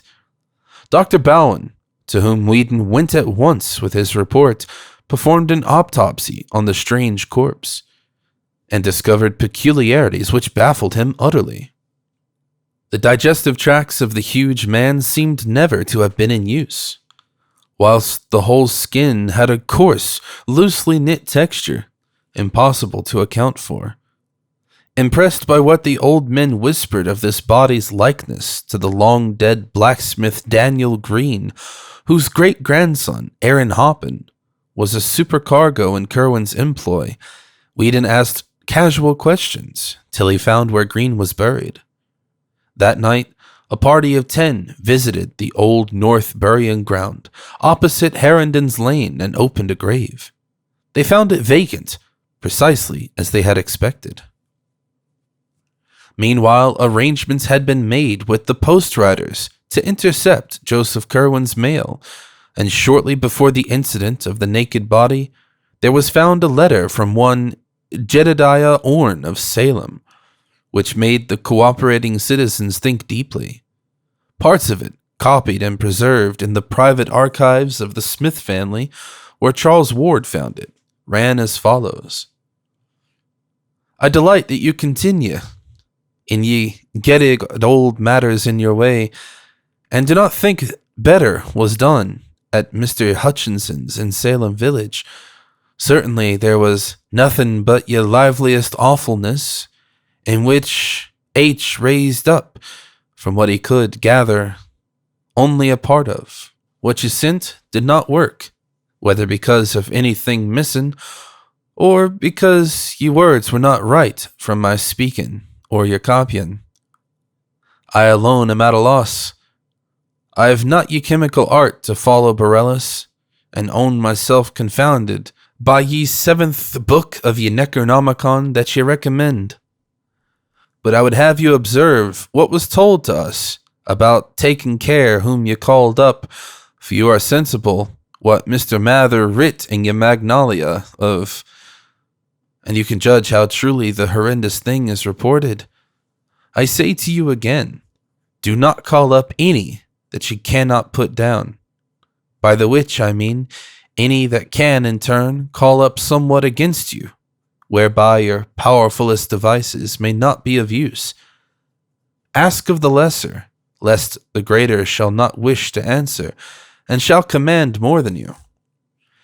I was frightened when I read of your knowing what Ben Zariatnamik had in his ebony box, for I was conscious who must have told you. And again I ask that you shall write me as Jedediah and not Simon.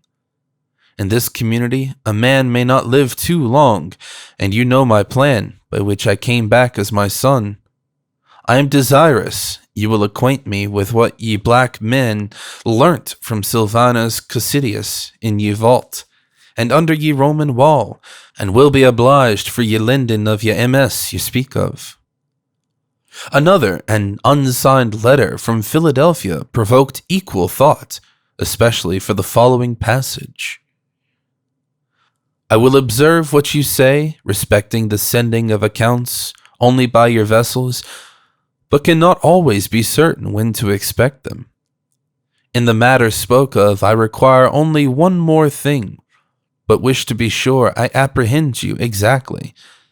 You inform me that no part must be missing if the finest effects are to be had, but you cannot but know how hard it is to be sure. It seems a great hazard and burden to take away the whole box, and in town, i.e. St. Peter's, St. Paul's, St. Mary's, or Christ Church, it can scarce be done at all. But I know what imperfections were in the one I raised up October last, and how many live specimens you were forced to employ before you hit upon the right mode in the year 1766. So will be guided by you in all matters. I am impatient for your brig, and inquire daily at Mr. Biddle's wharf. A third suspicious letter was in an unknown tongue, and even an unknown alphabet. In the Smith diary found by Charles Ward, a single, oft-repeated combination of characters is clumsily copied, and authorities at Brown University have pronounced the alphabet Amharic or Abyssinian, although they do not recognize the word. None of these epistles was ever delivered to Curwen, though the disappearance of Jedediah Orne from Salem, as recorded shortly after, showed that the Providence men took certain quiet steps. The Pennsylvania Historical Society also has some curious letters received by Dr. Shippen regarding the presence of an unwholesome character in Philadelphia.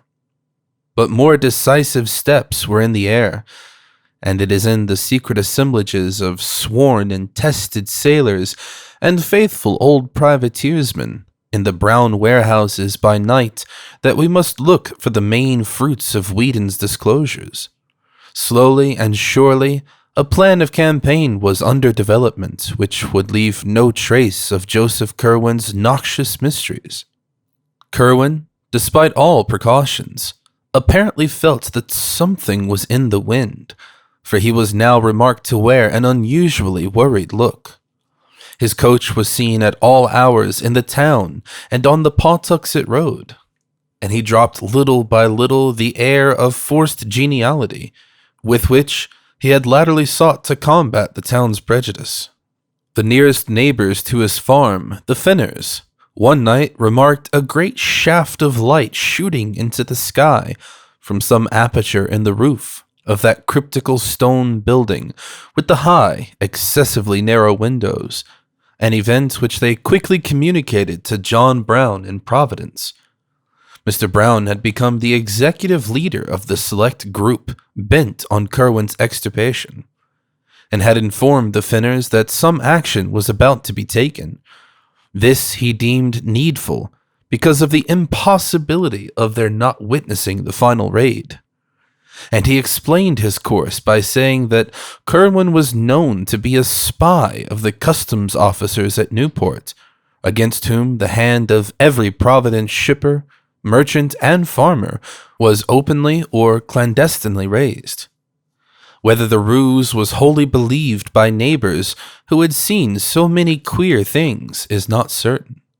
But at any rate, the Fenners were willing to connect any evil with a man of such queer ways. To them, Mr. Brown had entrusted the duty of watching the Kerwin farmhouse and of regularly reporting every incident which took place there.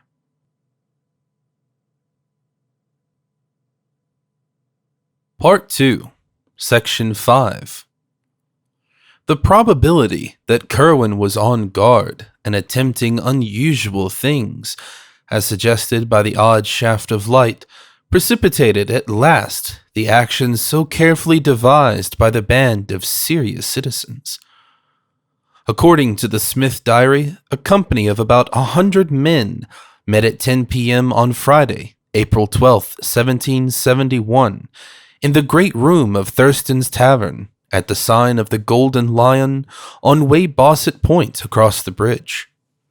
Of the guiding group of prominent men, in addition to the leader, John Brown, there were present Dr. Bowen, with his case of surgical instruments, President Manning, without the great periwig, the largest in the colonies, for which he was noted, Governor Hopkins, wrapped in his dark cloak, and accompanied by his seafaring brother Essex, whom he had initiated at the last moment with the permission of the rest, John Carter, Captain Mathewson, and Captain Whipple, who was to lead the actual raiding party.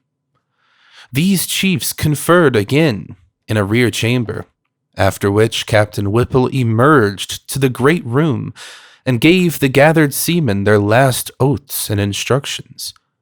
Eleazar Smith was with the leaders as they sat in the rear apartment, awaiting the arrival of Ezra Whedon, whose duty was to keep track of Kerwin and report the departure of his coach for the farm. About 10:30, a heavy rumble was heard on the great bridge, followed by the sound of a coach in the street outside. And at that hour, there was no need of waiting for Whedon in order to know that the doomed man had set out for his last night of unhallowed wizardry. A moment later, as the receding coach clattered faintly over the muddy dock bridge, Whedon appeared, and the raiders fell silently into military order in the street, shouldering the firelocks, fowling pieces, or whaling harpoons which they had with them. Whedon and Smith were with the party, and of the deliberating citizens there were present for active service Captain Whipple, the leader, Captain Essex Hopkins, John Carter, President Manning, Captain Mathewson, and Dr. Bowen, together with Moses Brown, who had come up at the 11th hour, though absent from the preliminary session in the tavern. All these freemen and their 100 sailors began the long march without delay, grim and a trifle apprehensive, as they left the muddy dock behind and mounted the gentle rise of Broad Street toward the Pawtuxet Road. Just beyond Elder Snow's church, some of the men turned back to take a parting look at Providence, lying outspread under the early spring stars. Steeples and gables rose dark and shapely, and salt breezes sweep up gently from the cove north of the bridge. Vega was climbing above the great hill across the water, whose crest of trees was broken by the roof line of the unfinished college edifice. At the foot of that hill, and along the narrow mounting lanes of its side, the old town dreamed. Old Providence, for whose safety and sanity so monstrous and colossal a blasphemy was about to be wiped out. An hour and a quarter later, the raiders arrived, as previously agreed, at the Fenner farmhouse, where they had heard a final report on their intended victim. He had reached his farm over half an hour before, and the strange light had soon afterward shot once into the sky, but there were no lights in any visible windows. This was always the case of late. Even as this news was given, another great glare arose toward the south, and the party realized that they had indeed come close to the scene of awesome and unnatural wonders. Captain Whipple now ordered his force to separate into 3 divisions. One of 20 men under Eleazar Smith to strike across to the shore and guard the landing place against possible reinforcements for Kerwin until summoned by a messenger for desperate service. A second of 20 men under Captain Essex Hopkins to steal down into the river valley behind the Kerwin farm and demolish with axes or gunpowder the oaken door in the high, steep bank. And the third to close in on the house and adjacent buildings themselves. Of this division, 1/3 was to be led by Captain Mathewson to the cryptical stone edifice with high, narrow windows. Another third to follow Captain Whipple himself to the main farmhouse, and the remaining third to preserve a circle around the whole group of buildings until summoned by a final emergency signal. The river party would break down the hillside door at the sound of a single whistle blast, then waiting and capturing anything which might issue from the regions within. At the sound of 2 whistle blasts, it would advance through the aperture to oppose the enemy or join the rest of the raiding contingent. The party at the stone building would accept these respective signals in an analogous manner, forcing an entrance at the first, and at the second, descending whatever passage into the ground might be discovered, and joining the general or focal welfare expected to take place within the caverns. A third or emergency signal of 3 blasts would summon the immediate reserve from its general guard duty. Its 20 men dividing equally and entering the unknown depths through both farmhouse and stone building. Captain Whipple's belief in the existence of catacombs was absolute, and he took no alternative into consideration when making his plans. He had with him a whistle of great power and shrillness, and did not fear any upsetting or misunderstanding of signals. The final reserve at the landing, of course, was nearly out of the whistle's range, hence would require a special messenger if needed for help. Moses Brown and John Carter went with Captain Hopkins to the riverbank, while Professor Manning was detailed with Captain Mathewson to the stone building. Dr. Bowen, with Ezra Whedon, remained in Captain Whipple's party, which was to storm the farmhouse itself. The attack was to begin as soon as a messenger from Captain Hopkins had joined Captain Whipple to notify him of the river party's readiness. The leader would then deliver the loud single blast, and the various advance parties would commence their simultaneous attack on 3 points. Shortly before 1 a.m., the 3 divisions left the Fenner farmhouse, one to guard the landing, another to seek the river valley and the hillside door, and the third to subdivide and attend to the actual buildings of the Kerwin farm. Eleazar Smith, who accompanied the shore-guarding party, records in his diary an uneventful march and a long wait on the bluff by the bay, broken once by what seemed to be the distant sound of the signal whistle, again by a peculiar muffled blend of roaring and crying, and a powder blast which seemed to come from the same direction. Later on, one man thought he caught some distant gunshots, and still later, Smith himself felt the throb of titanic and thunderous words resounding in upper air.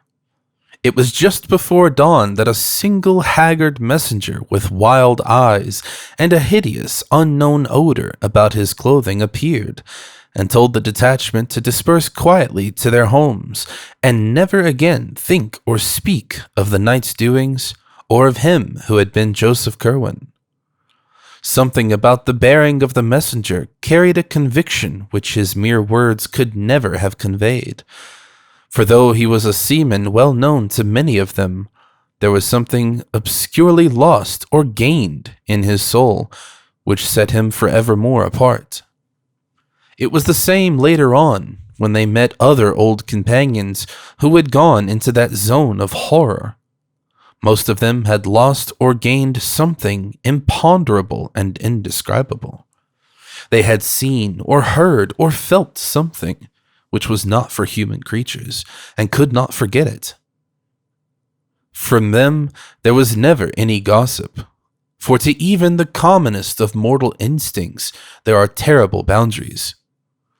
And from that single messenger the party at the shore caught a nameless awe which almost sealed their own lips. Very few are the rumors which ever came from any of them, and Eleazar Smith's diary is the only written record which has survived from that whole expedition which set forth from the sign of the Golden Lion under the stars. Charles Ward, however, discovered another vague sidelight in some Finner correspondence which he found in New London, where he knew another branch of the family had lived. It seemed that the Finners, from whose house the doomed farm was distantly visible, had watched the departing columns of raiders, and had heard very clearly the angry barking of the Kerwin dogs, followed by the first shrill blast which precipitated the attack. This blast had been followed by a repetition of the great shaft of light from the stone building, and in another moment, after a quick sounding of the second signal ordering a general invasion, there had come a subdued prattle of musketry, followed by a horrible roaring cry, which the correspondent Luke Finner had represented in his epistle by the characters "Wah! Roar!"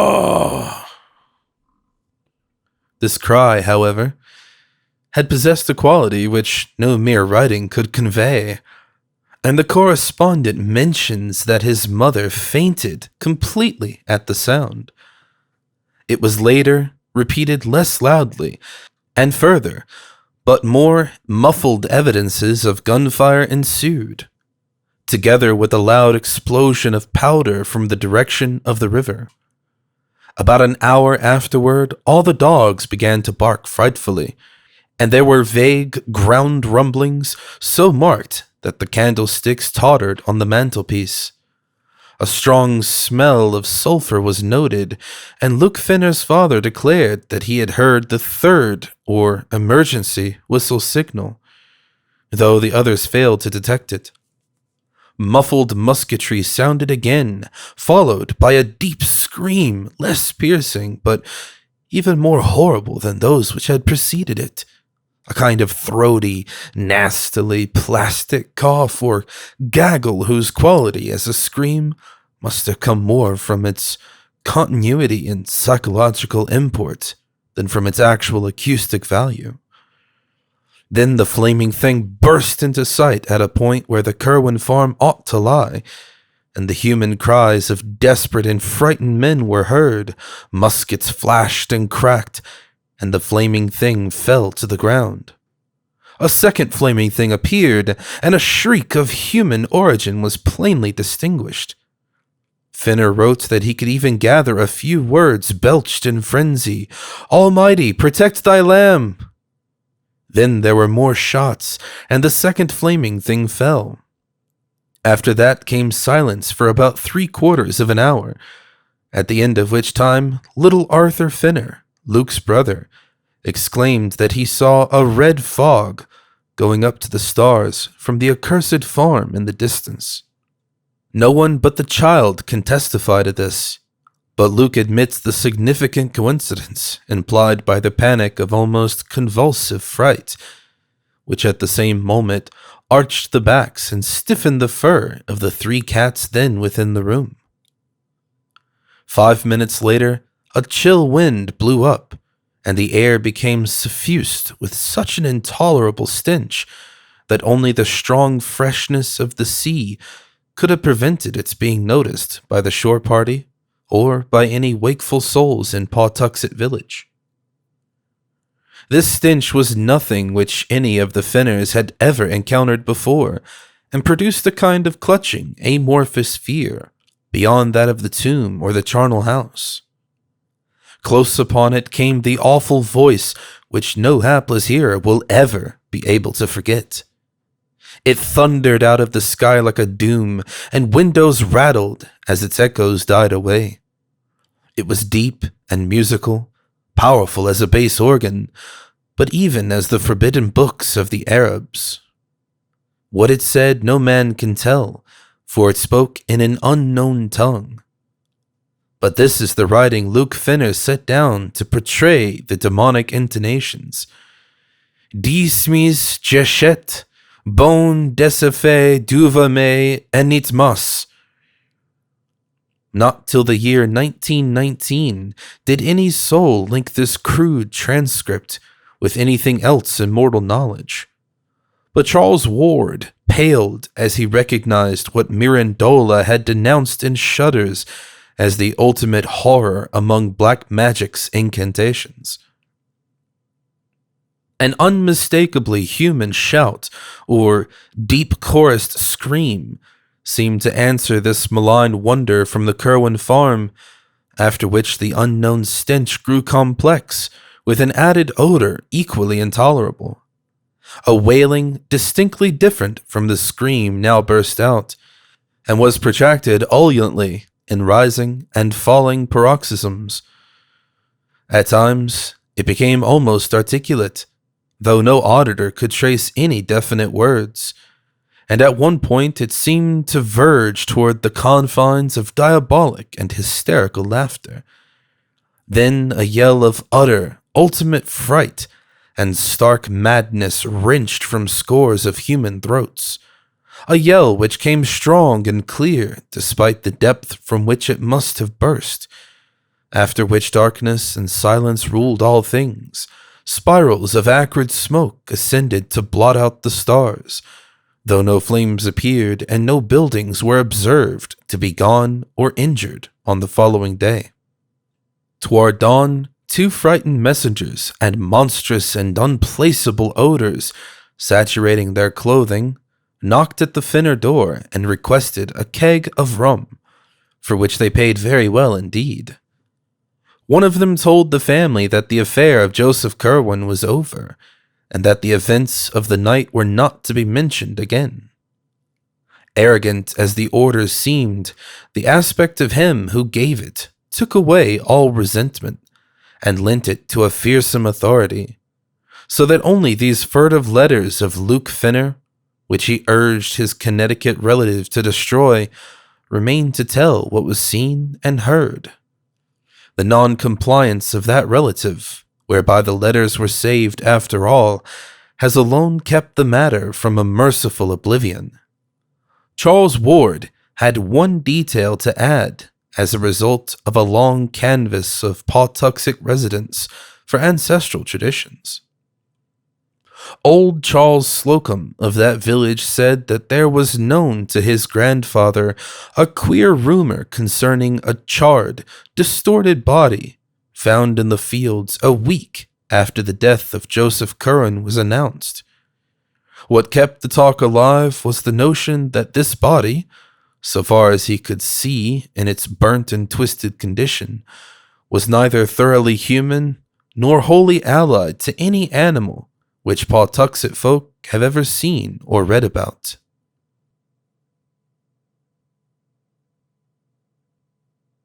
Part 2, Section 6. Not one man who participated in that terrible raid could ever be induced to say a word concerning it, and every fragment of the vague data which survives comes from those outside the final fighting party. There is something frightful in the care with which these actual raiders destroyed each scrap which bore the least allusion to the matter. 8 sailors had been killed, but although their bodies were not produced, their families were satisfied with the statements that a clash with customs officers had occurred. The same statement also covered the numerous cases of wounds, all of which were extensively bandaged and treated only by Dr. Jabez Bowen, who had accompanied the party. Hardest to explain was the nameless odor clinging to all the raiders, a thing which was discussed for weeks. Of the citizen leaders, Captain Whipple and Moses Brown were most severely hurt, and letters of their wives testified the bewilderment which their reticence and close guarding of their bandages produced. Psychologically, every participant was aged, sobered, and shaken. It is fortunate that they were all strong men of action and simple, orthodox religionists, for with more subtle introspectiveness and mental complexity, they would have fared ill indeed. President Manning was the most disturbed, but even he outgrew the darkest shadow and smothered memories in prayers. Every man of those leaders had a stirring part to play in later years, and it is perhaps fortunate that this is so. Little more than a 12-month afterward, Captain Whipple led the mob who burnt the revenue ship Gaspee, and in this bold act we may trace one step in the blotting out of unwholesome images. There was delivered to the widow of Joseph Curwen a sealed leaden coffin of curious design, obviously found ready on the spot when needed, in which she was told her husband's body lay. He had, it was explained, been killed in a customs battle, about which it was not politic to give details. More than this, no tongue ever uttered of Joseph Curwen's end, and Charles Ward had only a single hint wherewith to construct a theory. This hint was the merest thread, a shaky underscoring of a passage in Jedediah Orrin's confiscated letter to Curwen, as partly copied in Ezra Whedon's handwriting. The copy was found in the possession of Smith's descendants, and we are left to decide whether Whedon gave it to his companion after the end as a mute clue to the abnormality which had occurred, or whether, as is more probable, Smith had it before and added the underscoring himself from what he had managed to extract from his friend by shrewd guessing and adroit cross-questioning. The underlined passage is merely this: I say to you again, do not call up any that you cannot put down. By the which, I mean, any that can in turn call up somewhat against you, whereby your powerfulest devices may not be of use. Ask of the lesser, lest the greater shall not wish to answer, and shall command more than you. In the light of this passage, and reflecting of what last unmentionable allies a beaten man might try to summon in his direst extremity, Charles Ward may well have wondered whether any citizen of Providence killed Joseph Curwen.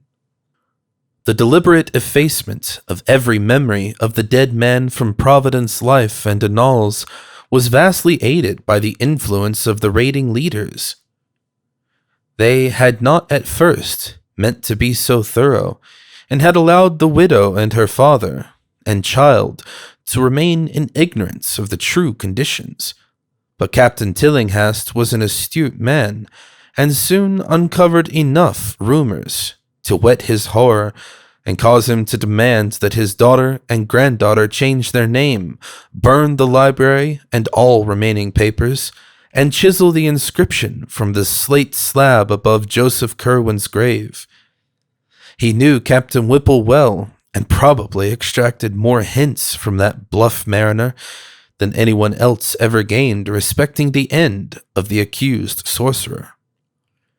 From that time on, the obliteration of Curwen's memory became increasingly rigid, extending at last by common consent even to the town's records and files of the Gazette.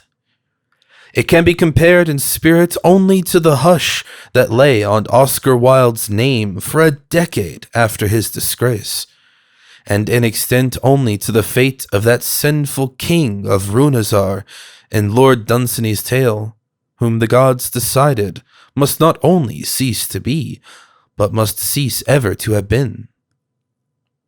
Mrs. Tillinghast, as the widow became known after 1772, sold the house in Olney Court and resided with her father in Powers Lane until her death in 1817.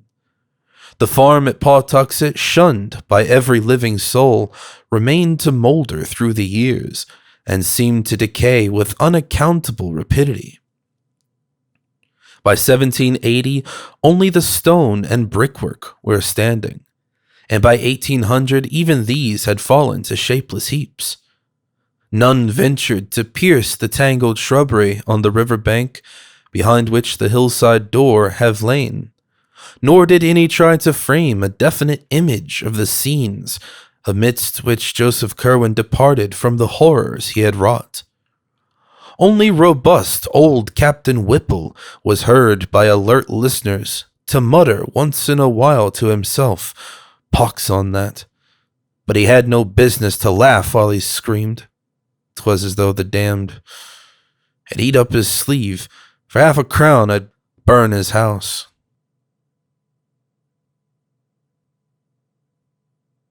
Part 3. A Search and an Evocation. Section 1. Charles Ward, as we have seen, first learned in 1918 of his descent from Joseph Curwen. That he had once took an intense interest in everything pertaining to the bygone mystery is not to be wondered at. For every vague rumor that he had heard of Curwen now became something vital to himself, in whom flowed Curwen's blood. No spirited and imaginative genealogist could have done otherwise than begin forthwith an avid and systematic collection of Curwen data. In his first delvings, there was not the slightest attempt at secrecy, so that even Dr. Lyman hesitates to date the youth's madness from any period before the close of 1919. He talked freely with his family, though his mother was not particularly pleased to own an ancestor like Curwen, and with the officials of the various museums and libraries he visited. In applying to private families for records thought to be in their possession, he made no concealment of his object, and shared the somewhat amused skepticism with which the accounts of the old diarists and letter writers were regarded. He often expressed a keen wonder as to what really had taken place a century and a half before at that Pawtuxet farmhouse, whose site he vainly tried to find, and what Joseph Curwen really had been. When he came across the Smith Diary and Archives and encountered the letter from Jedediah Orne, he decided to visit Salem and look up Curwen's early activities and connections there, which he did during the Easter vacation of 1919.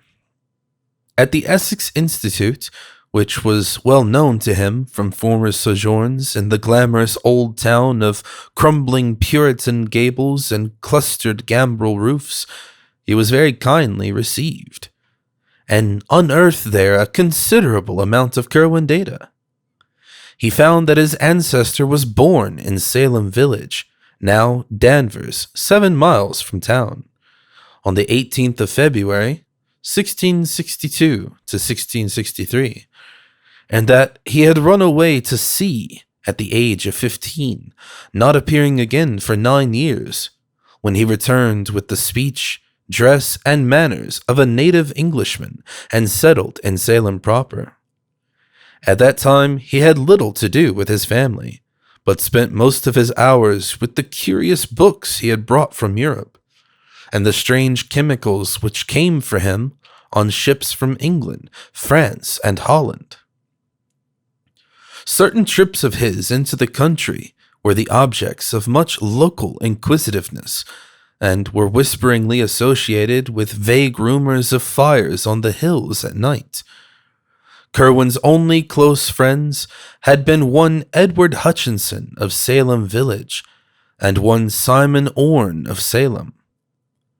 With these men he was often seen in conference about the common, and visits among them were by no means infrequent. Hutchinson had a house well out toward the woods, and it was not altogether liked by sensitive people because of the sounds heard there at night. He was said to entertain strange visitors, and the lights seen from his windows were not always of the same color. The knowledge he displayed concerning long-dead persons and long-forgotten events was considered distinctly unwholesome, and he disappeared about the time the witchcraft panic began, never to be heard from again. At that time, Joseph Curwen also departed, but his settlement in Providence was soon learned of. Simon Orne lived in Salem until 1720, when his failure to grow visibly old began to excite attention.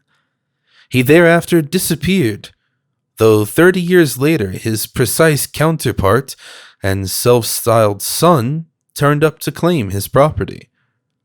The claim was allowed on the strength of documents in Simon Orne's own hand, and Jedediah Orne continued to dwell in Salem till 1771, when certain letters from Providence citizens to the Reverend Thomas Bernard and others brought about his quiet removal to parts unknown.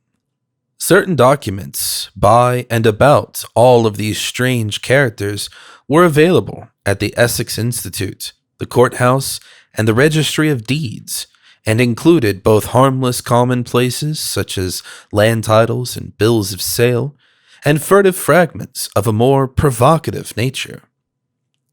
There were 4 or 5 unmistakable allusions to them on the witchcraft trial records, as when one Hepzibah Lawson swore on July 10th, 1692, at the court of Oyer and Terminer, under Judge Hathorne, that 40 witches and the black man were wont to meet in the woods behind Mr. Hutchinson's house, and one Amity how declared at a session of August 8th before Judge Gedney that Mr. G.B., Reverend George Burroughs, on that night put ye devil his mark upon Bridget S., Jonathan A., Simon O., Deliverance W., and Joseph C., Susan P., Mehitable C., and Deborah B. Then there was a catalog of Hutchinson's uncanny library, as found after his disappearance, and an unfinished manuscript in his own handwriting, couched in a cipher none could read. Ward had a photostatic copy of this manuscript made, and began to work casually on the cipher as soon as it was delivered to him.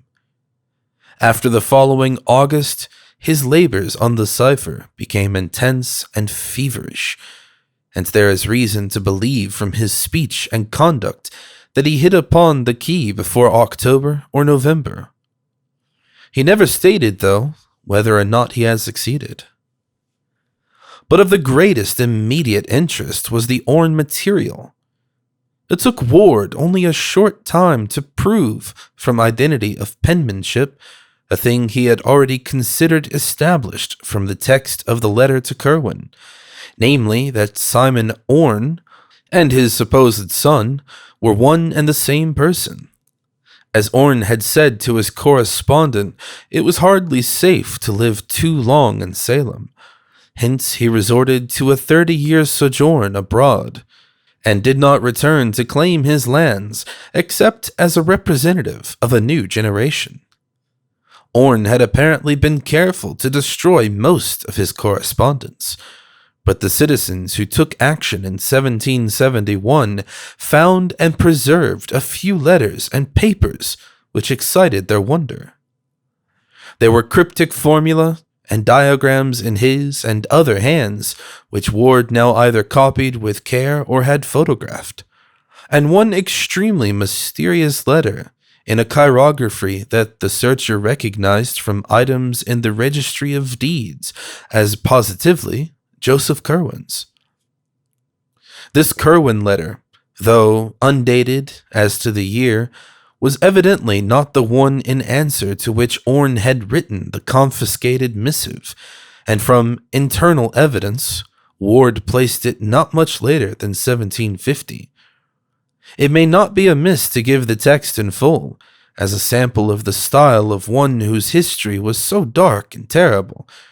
The recipient is addressed as Simon, but a line, whether drawn by Curwen or Orne Ward, could not tell, is run through the word. Prudence, 1st of May, ut vulgo.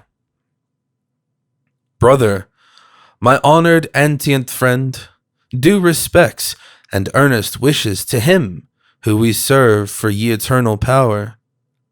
I am just come upon that which you ought to know concerning the matter of the last extremity, and what to do regarding it. I'm not disposed to follow you in going away on account of my years, for Providence had not ye sharpness of ye bay, and hunting out uncommon things, and bringing to try all. I'm tied up in ships and goods, and could not do as you did. Besides the which my farm at Patuxet hath under it what you know, that would not wait for my coming back as another. But I am not unready for hard fortunes, as I have told you, and have long worked upon ye way of getting back after ye last. I last night struck on ye words that bring up Yaga Sothoth, and saw for ye first time that face spoke of by Ibn Shakabal in ye. And it said that ye third psalm in ye Liber Damnatus Holdus ye clerical, with sun in fifth house, Saturn in trine, draw ye pentagram of fire, and say ye ninth verse twice. This verse repeat each Rudimus and Hallows Eve, and ye thing will breed in ye outside spheres. And of ye seed of old shall one be born who shall look back, though knowing not what he seeks. Yet this will avail nothing if there will be no air, and if the salts, or the way to make the salts, be not ready for his hand. And here I will own, I have not taken needed steps, nor found much. Ye process is plaguey hard to come near, and it uses up such a store of specimens. I am hard put it to get enough, notwithstanding the sailors I have from ye Indies. Ye people about are become curious, but I can stand them off. Ye gentry are worse than the populace, beg more circumstantial in their accounts, and more believed in what they tell. That parson and Mr. Merritt have talked some, I am fearful, but no thing so far is dangerous. Ye chemical substances are easy of getting. There beggle good chemists in town, Dr. Bowen and Sam Carew. I am fulg out what Borellus saith, and how helped in Abdul al-Hazred his 7th book. Whatever I get, you shall have. And in ye meanwhile, do not neglect to make use of ye words I have here given. I have them right, but if ye desire to see him, employ the writings on ye piece of that I am putting in this packet. Say ye verses every Rudemas and Hallows Eve, and if your line run out not, one shall be in years to come that shall look back and use what salts or stuff for salts you shall leave him. Job 14:14. I rejoice you are again at Salem, and I hope I may see you not long hence. I have a good stallion, and am thinking of getting a coach. There being one, Mr. Merritt's in Providence already, though ye roads are bad. If you are disposed to travel, do not pass me by. From Boston take ye post road through Dedham, Wrentham, and Attleboro. Good taverns, being at all these towns. Stop at Mr. Balcom's in Wrentham, where ye beds are finer than Mr. Hatch's. But eat at ye other house, for their cook is better. Turn in Prue by Pawtucket Falls, and ye rode past Mr. Sale's tavern. My house opposite Mr. Apetness's Olney's Tavern off ye Town Street is on ye north side of Olney's Court. Distance from Boston Stone about 39 miles. Sir, I am your old and true friend and servant in Almusin Metraton. Josephus C. To Mr. Simon Orne, Williams Lane in Salem. This letter, oddly enough, was what first gave Ward the exact location of Kerwin's Providence home. For none of the records encountered up to that time had been at all specific. The discovery was doubly striking because it indicated, as the newer Kerwin house built in 1761, On the side of the old, a dilapidated building still standing in Olney Court, and well known to Ward and his antiquarian rambles over Stamper's Hill. The place was indeed only a few squares from his own home on the great hill's higher ground, and was now the abode of a Negro family, much esteemed for occasional washing, house cleaning, and furnace tending services. To find in distant Salem such sudden proof of the significance of this familiar rookery in his own family history was a highly impressive thing to Ward, and he resolved to explore the place immediately upon his return. The more mystical phases of the letter, which he took to be some extravagant kind of symbolism, frankly baffled him, though he noted with a shrill of curiosity that the biblical passages referred to Job's 14:14 was the familiar verse, "If a man die, shall he live again? All the days of my appointed time will I wait till my change come."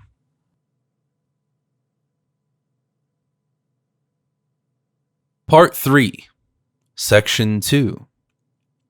Young Ward came home in a state of pleasant excitement, and spent the following Saturday in a long and exhaustive study of the house in Olney Court. The place, now crumbling with age, had never been a mansion, but was a modest 2.5-story wooden townhouse of the familiar Providence colonial type, with plain peaked roof, large central chimney, and artistically carved doorway with rayed fanlight, triangular pediment, and trim Doric pilasters. It had suffered but little alteration externally, and Ward felt he was gazing on something very close to the sinister matters of his guest. The present Negro inhabitants were known to him, and he was very courteously shown about the interior by old Asa and his stout wife, Hannah.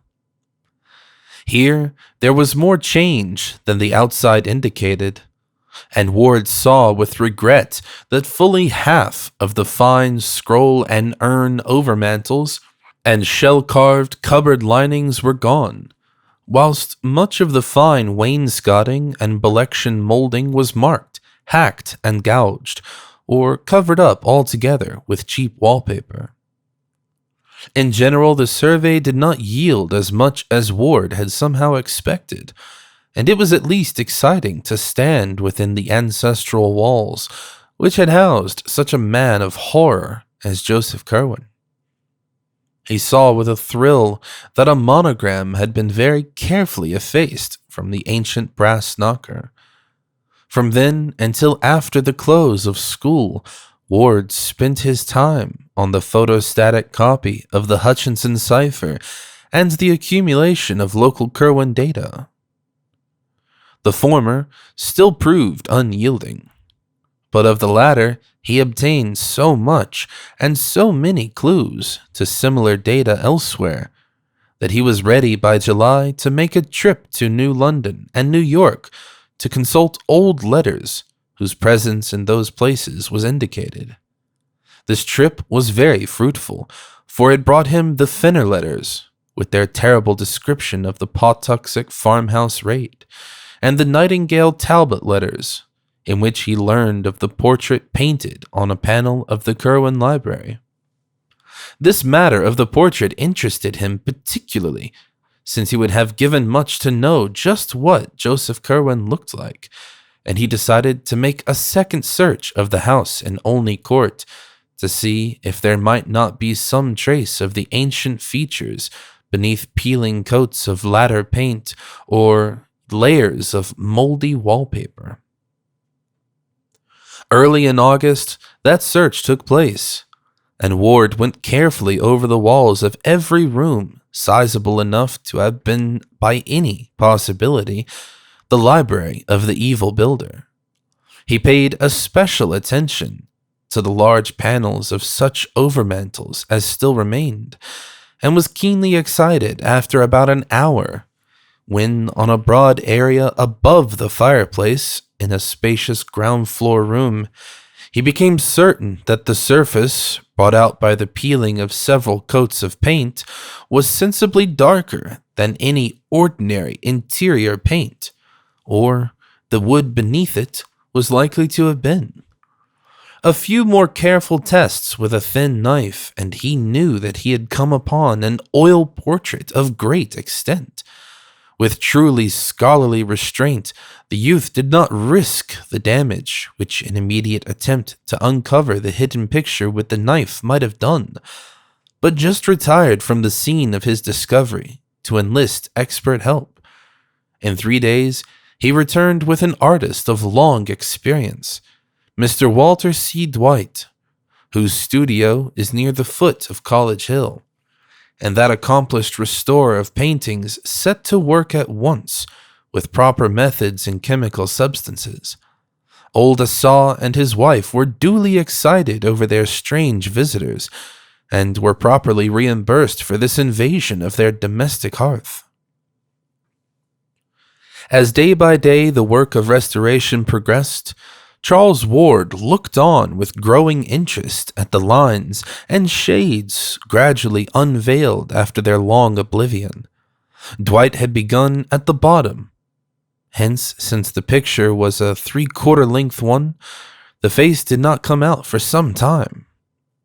It was meanwhile seen that the subject was a spare, well-shaped man with dark blue coat, embroidered waistcoat, black satin small clothes, and white silk stockings, seated in a carved chair against the background of a window with wharves and ships beyond. When the head came out, it was observed to bear a neat Albemarle wig, and to possess a thin, calm, undistinguished face, which seemed somehow familiar to both Ward and the artist. Only at the very last, though, did the restorer and his client begin to gasp with astonishment at the details of that lean, pallid visage, and to recognize with a touch of awe the dramatic trick which heredity had played. For it took the final bath of oil and the final stroke of the delicate scraper to bring out fully the expression which centuries had hidden, and to confront the bewildered Charles Dexter Ward, dweller in the past, with his own living features in the countenance of his horrible great-great-great-grandfather. Ward brought his parents to see the marvel he had uncovered, and his father at once determined to purchase the picture, despite its execution on stationary paneling. The resemblance to the boy, despite an appearance of rather great age, was marvelous, and it could be seen that through some trick of atavism, the physical contours of Joseph Curwen had found precise duplication after a century and a half. Mrs. Ward's resemblance to her ancestor was not at all marked, though she could recall relatives who had some of the facial characteristics shared by her son and the bygone Curwen. She did not relish the discovery, and told her husband that he had better burn the picture instead of bringing it home. There was, she averred, something unwholesome about it, not only intrinsically, but in its very resemblance to Charles. Mr. Ward, however, was a practical man of power and affairs, a cotton manufacturer with extensive mills at River Point in the Pawtuxet Valley, and not one to listen to feminine scruples. The picture impressed him mightily with its likeness to his son, and he believed the boy deserved it as a present. In this opinion, it is needless to say, Charles most heartily concurred, and a few days later, Mr. Ward located the owner of the house, a small, rodent-featured person with a guttural accent, and obtained the whole mantle and overmantle, bearing the picture at a curtly fixed price, which cut short the impending torrent of unctuous haggling. It now remained to take off the paneling and remove it to the Ward home, where provisions were made for its thorough restoration and installation, with an electric mock fireplace in Charles's third-floor study or library. To Charles was left the task of superintending this removal, and on the 28th of August, he accompanied 2 expert workmen from the Crooker decorating firm to the house in Olney Court, where the mantel and portrait-bearing overmantel were detached with great care and precision for transportation in the company's motor truck. There was left a space of exposed brickwork making the chimney's course, and in this young Ward observed a cubical recess about a foot square, which must have lain directly behind the head of the portrait. Curious as to what such a space might mean or contain, the youth approached and looked within, finding beneath the deep coatings of dust and soot some loose yellowed papers, a crude, thick copybook, and a few moldering textile shreds, which may have formed the ribbon binding the rest together. Blowing away the bulk of the dirt and cinders, he took up the book and looked at the bold inscription on its cover.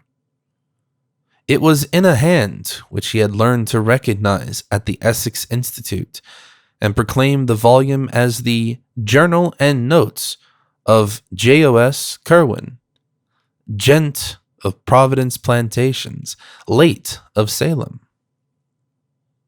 Excited beyond measure by his discovery, Ward showed the book to the 2 curious workmen beside him. Their testimony is absolute as to the nature and genuineness of the finding, and Dr. Willett relies on them to help establish his theory that the youth was not mad when he began his major eccentricities.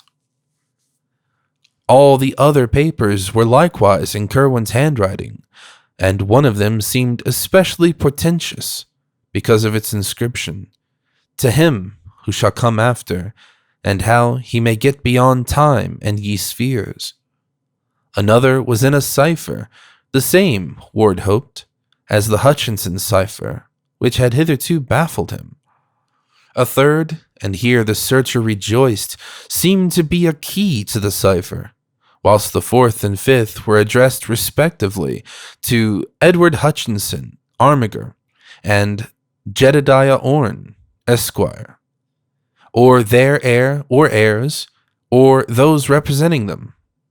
The 6th and last was inscribed, Joseph Curwen, his life and travels between ye years of 1678 and 1687, of whither he voyaged, where he stayed, whom he saw, and what he learnt.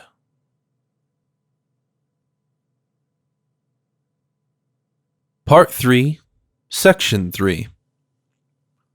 We have now reached the point from which the more academic school of alienists date Charles Ward's madness. Upon his discovery, the youth had looked immediately at a few of the inner pages of the book and manuscripts, and had evidently seen something which impressed him tremendously. Indeed, in showing the titles to the workmen, he appeared to guard the text itself with peculiar care, and to labor under a perturbation for which even the antiquarian and the genealogical significance of the find could hardly account. Upon returning home, he broke the news with an almost embarrassed air, as if he wished to convey an idea of its extreme importance without having to exhibit the evidence itself. He did not even show the titles to his parents, but simply told him that he found some documents in Joseph Curwen's handwriting, mostly in cipher, which would have to be studied very carefully before yielding up their true meaning. It is unlikely that he would have shown what he did to the workmen, had it not been for their unconcealed curiosity. As it was, he doubtless wished to avoid any display of peculiar reticence, which would increase their discussion of the matter. That night, Charles Ward sat up in his room, reading the new-found book and papers, and when day came he did not desist. His meals, on his urgent request when his mother called to see what was amiss, were sent up to him, and in the afternoon he appeared only briefly when the men came to install the Kerwin picture and mantelpiece in his study. The next night he slept in snatches in his clothes, meanwhile wrestling feverishly with the unraveling of the cipher manuscript. In the morning, his mother saw that he was at work on the photostatic copy of the Hutchinson cipher, which he had frequently shown her before. But in response to her query, he said that the Kerwin key could not be applied to it. That afternoon, he abandoned his work and watched the men fascinatedly as they finished their installation of the picture with its woodwork above a cleverly realistic electric log, setting the mock fireplace and overmantel a little out from the north wall as if a chimney existed, and boxing in the sides with paneling to match the rooms. The front panel holding the picture was sawn and hinged to allow cupboard space behind it. After the workman went, he moved his work into the study and sat down before it with his eyes half on the cipher and half on the portrait, which stared back at him like a year-adding and century-recalling mirror. His parents, subsequently recalling his conduct at this period, give interesting details anent the policy of concealment which he practiced. Before servants he seldom hid any paper which he might be studying, since he rightly assumed that Kerwin's intricate and archaic chirography would be too much for them. With his parents, however, he was more circumspect, and unless the manuscript in question were a cipher, or a mere mass of cryptic symbols and unknown ideographs, as to that entitled, "To him who shall come after," etc., seemed to be, he would cover it with some convenient paper until his caller had departed. At night, he kept the papers under lock and key in an antique cabinet of his, where he also placed them whenever he left the room. He soon resumed fairly regular hours and habits, except that his long walks and other outside interests seemed to cease. The opening of school, where he now began his senior year, seemed a great bore to him, and he frequently asserted his determination never to bother with college. He had, he said, important special investigations to make, which would provide him with more avenues towards knowledge and the humanities than any university which the world could boast. Naturally, only one who had always been more or less studious, eccentric, and solitary could have pursued this course for many days without attracting notice. Ward, however, was constitutionally a scholar and a hermit. Hence his parents were less surprised than regretful at the close confinement and secrecy he adopted. At the same time, both his father and mother thought it odd that he would show them no scrap of his treasure trove, nor give any connected account of such data as he had deciphered. This reticence he explained away as due to a wish to wait until he might announce some connected revelation.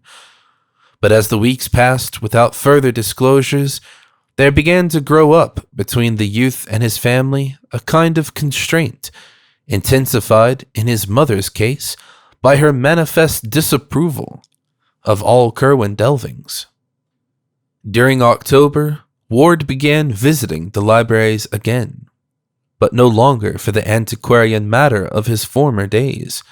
Witchcraft and magic, occultism and demonology were what he sought now, and when Providence sources proved unfruitful, he would take the train for Boston and tap the wealth of the great library in Copley Square, the Widener Library at Harvard, or the Zion Research Library in Brookline, where certain rare books on biblical subjects are available. He bought extensively and fitted up a whole additional set of shelves in his study for newly acquired works on uncanny subjects, while during the Christmas holidays he made a round of out-of-town trips, including one to Salem to consult certain records at the Essex Institute. About the middle of January 1920, there entered wards bearing an element of triumph, which he did not explain, and he was no more found at work upon the Hutchinson cipher. Instead, he inaugurated a dual policy of chemical research and record scanning, fitting up for the one a laboratory in the unused attic of the house, and for the latter, haunting all the sources of vital statistics in Providence. Local dealers in drugs and scientific supplies, later questioned, gave astonishingly queer and meaningless catalogs of the substances and instruments he purchased. But clerks at the State House, the City Hall, and the various libraries agree as to the definite object of his second interest. He was searching intensively and feverishly for the grave of Joseph Curwen, from whose slate slab an older generation had so wisely blotted the name. Little by little there grew upon the Ward family the conviction that something was wrong. Charles had had freaks and changes of minor interests before, but this growing secrecy and absorption in strange pursuits was unlike even him. His schoolwork was the merest pretense, and although he failed in no test, it could be seen that the old application had all vanished. He had other concernments now, and when not in his new laboratory with a score of obsolete alchemical books, could be found either poring over old burial records downtown or glued to his volumes of occult lore in his study, where the startlingly, one almost fancied increasingly, similar features of Joseph Curwen stared blandly at him from the great overmantel on the north wall. Late in March, Ward added to his archive searching a ghoulish series of rambles about the various ancient cemeteries of the city. The cause appeared later when it was learned from City Hall clerks that he had probably found an important clue. His quest had suddenly shifted from the grave of Joseph Curwen to that of one Naphtali Field, and this shift was explained when, upon going over the files that he had been over, the investigators actually found a fragmentary record of Curwen's burial, which had escaped the general obliteration, and was stated that the curious leaden coffin had been interred 10 feet south, 5 feet west of Naphtali's Field's grave in Yee. The lack of a specified burying ground in the surviving entry greatly complicated the search, and Naphtali's Field's grave seemed as elusive as that of Curwen.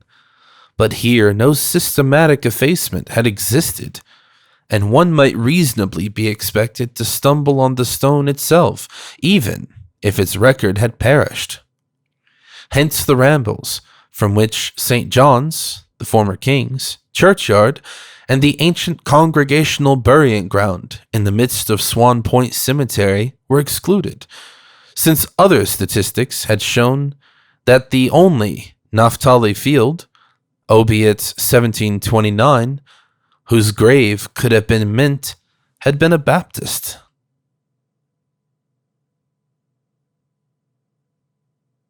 Part 3, Section 4. It was toward May when Dr. Willett, at the request of the senior ward, and fortified with all the Curwen data which the family had gleaned from Charles in his non-secretive days, talked with the young man. The interview was of little value or conclusiveness, for Willett felt at every moment that Charles was thoroughly master of himself and in touch with matters of real importance. But it at least forced the secretive youth to offer some rational explanation of his recent demeanor, of a pallid, impassive type not easily showing embarrassment. Ward seemed quite ready to discuss his pursuits, though not to reveal their object. He stated that the papers of his ancestor had contained some remarkable secrets of early scientific knowledge, for the most part in cipher, of an apparent scope comparable only to the discoveries of Friar Bacon, and perhaps surpassing even those. They were, however, meaningless, except when correlated with a body of learning now wholly obsolete, so that their immediate presentation to the world, equipped only with modern science, would rob them of all impressiveness and dramatic significance. To take their vivid place in the history of human thought, they must first be correlated by one familiar with the background out of which they involved. And to this task of correlation, Ward was now devoting himself. He was seeking to acquire as fast as possible those neglected acts of old which a true interpreter of the Kerwin data must possess, and hoped in time to make a full announcement and presentation of the utmost interest to mankind and to the world of thought. Not even Einstein, he declared, could more profoundly revolutionize the current conception of things. As to his graveyard search, whose object he freely admitted, but the details of whose progress he did not relate, he said he had reason to think that Joseph Kerwin's mutilated headstone bore certain mystic symbols, carved from directions in his will and ignorantly spared by those who had effaced the name, which they were absolutely essential to the final solution of his cryptic system. Kerwin, he believed, had wished to guard his secret with care, and had consequently distributed the data in an exceedingly curious fashion. When Dr. Willett asked to see the mystic documents, Ward displayed much reluctance and tried to put him off with such things as photostatic copies of the Hutchinson cipher and Orne formula and diagrams, but finally showed him the exteriors of some of the real Kerwin finds, the journal and notes, the cipher titled in cipher also, and the formula-filled message, "To him who shall come after," and let him glance inside such as were in obscure characters. He also opened the diary at a page carefully selected for its innocuousness, and gave Willett a glimpse of Kerwin's connected handwriting in English. The doctor noted very closely the crabbed and complicated letters and the general aura of the 17th century which clung round both penmanship and style, despite the writer's survival into the 18th century, and became quickly certain that the document was genuine. The text itself was relatively trivial, and Willett recalled only a fragment. Wednesday, 16th of October, 1754. My sloop, the Wakeful, this day, put in from London with 20 new men picked up in ye Indies, Spaniards from Martinico, and 2 Dutchmen from Suriname. Ye Dutchmen are like to desert from having heard somewhat ill of these ventures, but I will see to ye inducing of them to stay. For Mr. Knight Dexter of ye Boy, and book 120 pieces camblets, 120 pieces assorted cambletines, 20 pieces blue duffels, 100 pieces shalloons, 50 pieces calamancos, 300 pieces each shensoy and hum-hums. For Mr. Green at ye Elephant, 50-gallon keitles, 20 warming pans, 15 baked kettles, 10 per smoking tongs. For Mr. Perigo, 1 set of awls. For Mr. Nightingale, 50 rims, prime foolscap. Said ye Sabbath thrice, night but none appeared. I must hear more from Mr. H. in Transylvania, who it is hard, reaching him, and exceeding strange, he cannot give me the use of what he hath so well used these 100 years. Simon hath not writ these 5 weeks, but I expect soon hearing from him. When upon reaching this point, Dr. Willett turned the leaf, he was quickly checked by Ward, who almost snatched the book from his grasp. All that the doctor had a chance to see on the newly opened page was a brief pair of sentences, but these, strangely enough, lingered tenaciously in his memory. They ran, "Ye verse, from liber damnatus being spoke 5 Rudmasses and 4 Hallows Eves. I am hopeful ye thing is breeding outside ye spheres. It will draw one who is to come, if I can make sure he shall be, and he shall think on past things, and look back through all ye years, against ye which I must have ready ye salts, or that to make 'em with." Willett saw no more, but somehow this small glimpse gave a new and vague terror to the painted features of Joseph Curwen, which stared blandly down from the overmantel. Ever after that, he entertained the odd fancy, which his medical skill of course assured him was only a fancy, that the eyes of the portrait had a sort of wish, if not an actual tendency, to follow young Charles Ward as he moved about the room. He stopped before leaving to study the picture closely, marveling at its resemblance to Charles, and memorizing every minute detail of the cryptical, colorless face, even down to a slight scar or pit in the smooth brow above the right eye. Cosmo Alexander, he decided, was a painter worthy of the Scotland that produced Raeburn, and a teacher worthy of his illustrious pupil Gilbert Stuart. Assured by the doctor that Charles's mental health was in no danger, but that on the other hand he was engaged in researches which might prove of real importance, the Wards were more lenient than they might otherwise have been. During the following June, the youth had made positive his refusal to attend college. He had, he declared, studies of much more vital importance to pursue, and intimated a wish to go abroad the following year in order to avail himself of certain sources of data not existing in America. The senior Ward, while denying this latter wish as absurd for a boy of only 18, acquiesced regarding the university, so that after a none too brilliant graduation from the Moses Brown School, there ensued for Charles a 3-year period of intensive occult study and graveyard searching.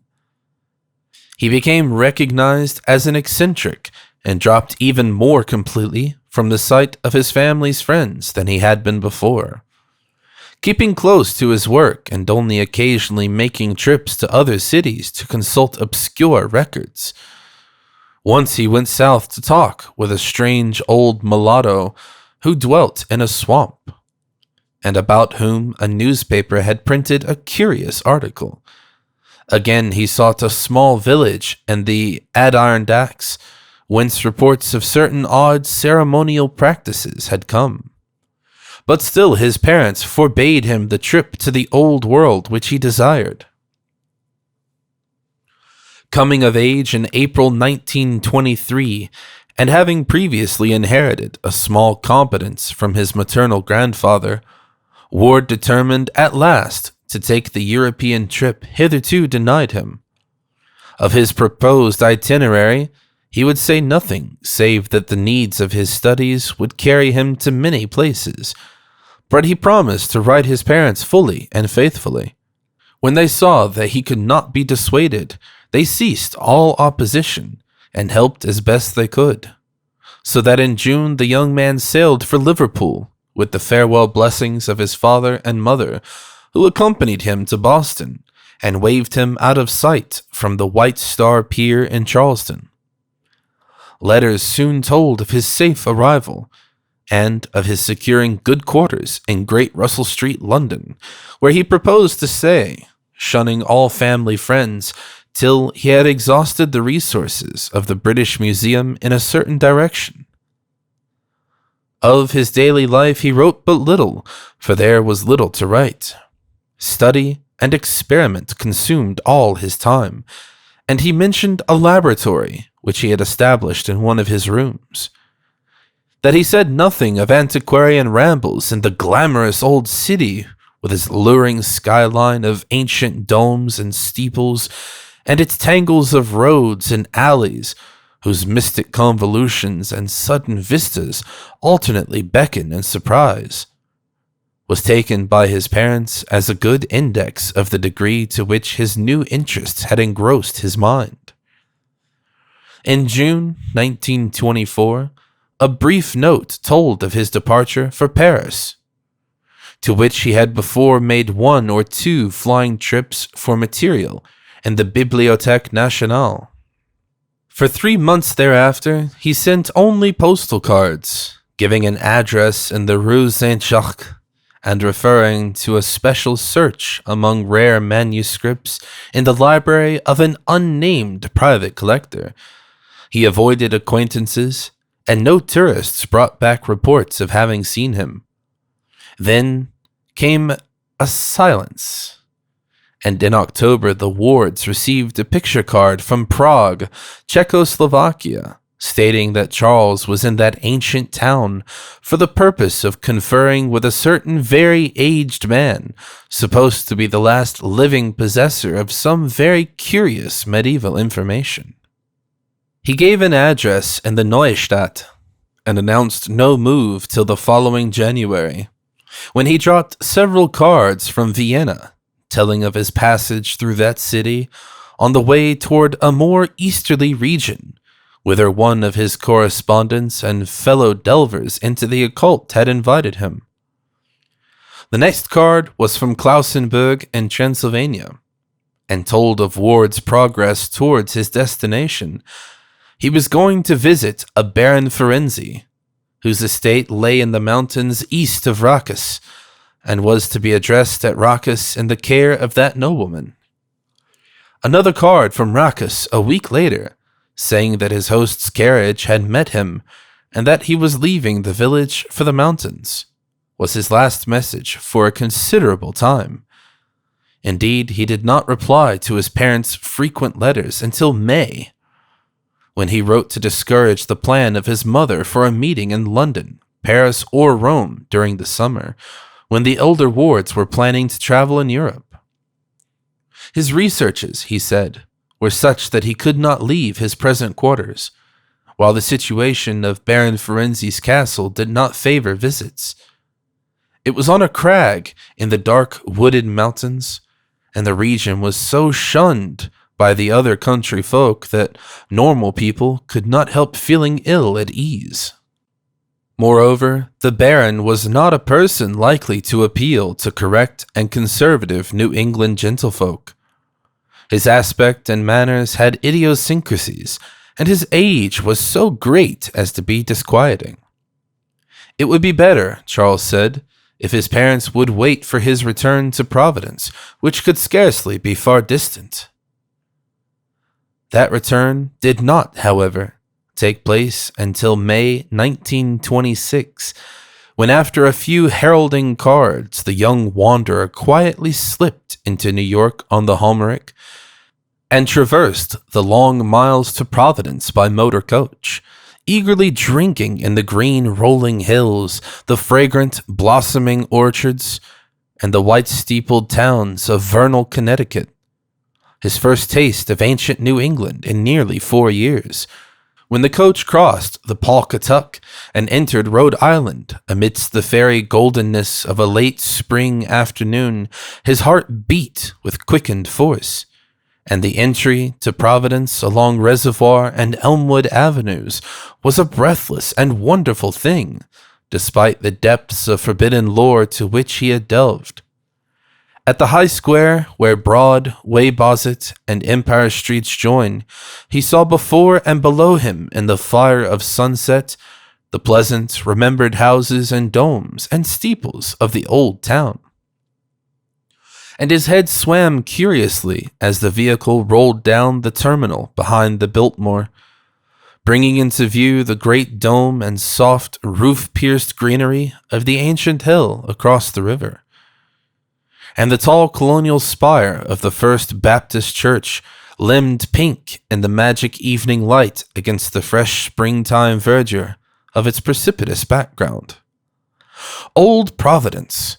It was this place and the mysterious forces of its long, continuous story which had brought him into being, and which had drawn him back towards marvels and secrets whose boundaries no prophet might fix. Here lay the arcana, wondrous or dreadful as the case might be, for which all his years of travel and application had been preparing him. A taxicab whirled him through Post Office Square, with its glimpse of the river, the old market house, and the head of the bay, and up the steep, curved slope of Waterman Street to Prospect, where the vast gleaming dome and sunset-flushed Ionic columns of the Christian Science Church beckoned northward.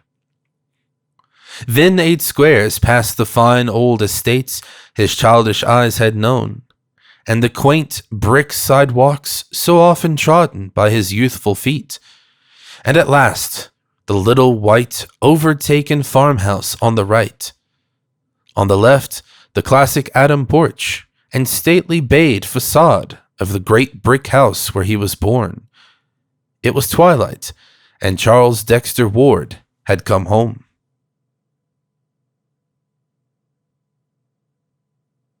Part 3, Section 5. A school of alienists slightly less academic than Dr. Lyman's assigned to Ward's European trip the beginning of his true madness. Admitting that he was sane when he started, they believe that his conduct upon returning implies a disastrous change. But even to this claim, Dr. Willett refuses to accede. There was, he insists, something later, and the queerness of the youth at this stage he attributes to the practice of rituals learned abroad. Odd enough things, to be sure, but by no means implying mental aberration on the part of their celebrant.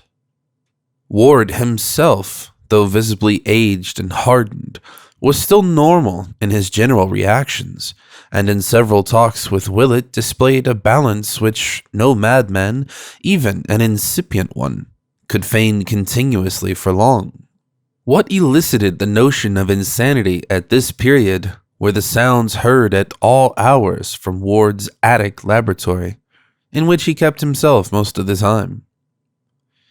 There were chantings and repetitions, and thunderous declamations of uncanny rhythms, and although these sounds were always in Ward's own voice, there was something in the quality of that voice, and in the accents of the formula it pronounced, which could not but chill the blood of every hearer.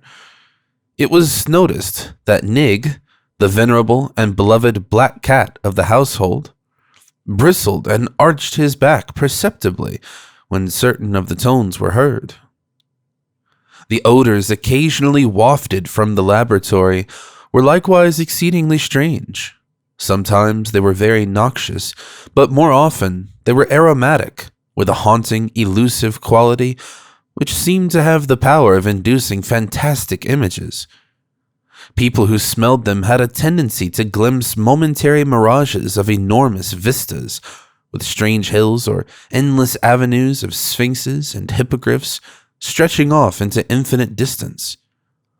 Ward did not resume his old-time rambles, but applied himself diligently to the strange books he had brought home, and to equally strange delvings within his quarters, explaining that European sources had greatly enlarged the possibilities of his work, and promising great revelations in the years to come.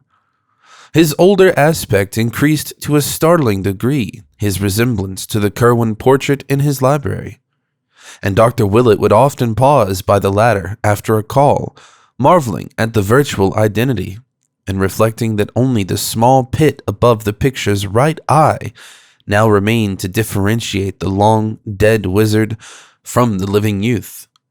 These calls of Willett's, undertaken at the request of the senior Wards, were curious affairs. Ward at no time repulsed the doctor, but the latter saw that he could never reach the young man's inner psychology.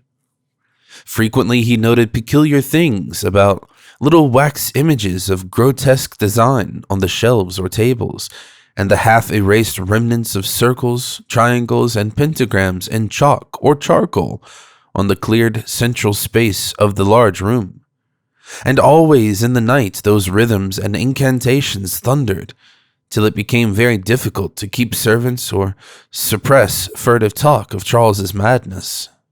In January 1927, a peculiar incident occurred.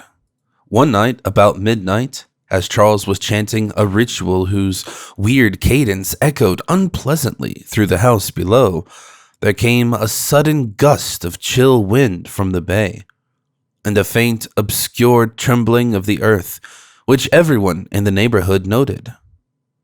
At the same time, the cat exhibited phenomenal traces of fright, while dogs bayed for as much as a mile around. This was the prelude to a sharp thunderstorm, anomalous for the season, which brought with it such a crash that Mr. and Mrs. Ward believed the house had been struck. They rushed upstairs to see what damage had been done, but Charles met them at the door to the attic, pale, resolute, and portentous, with an almost fearsome combination of triumph and seriousness on his face.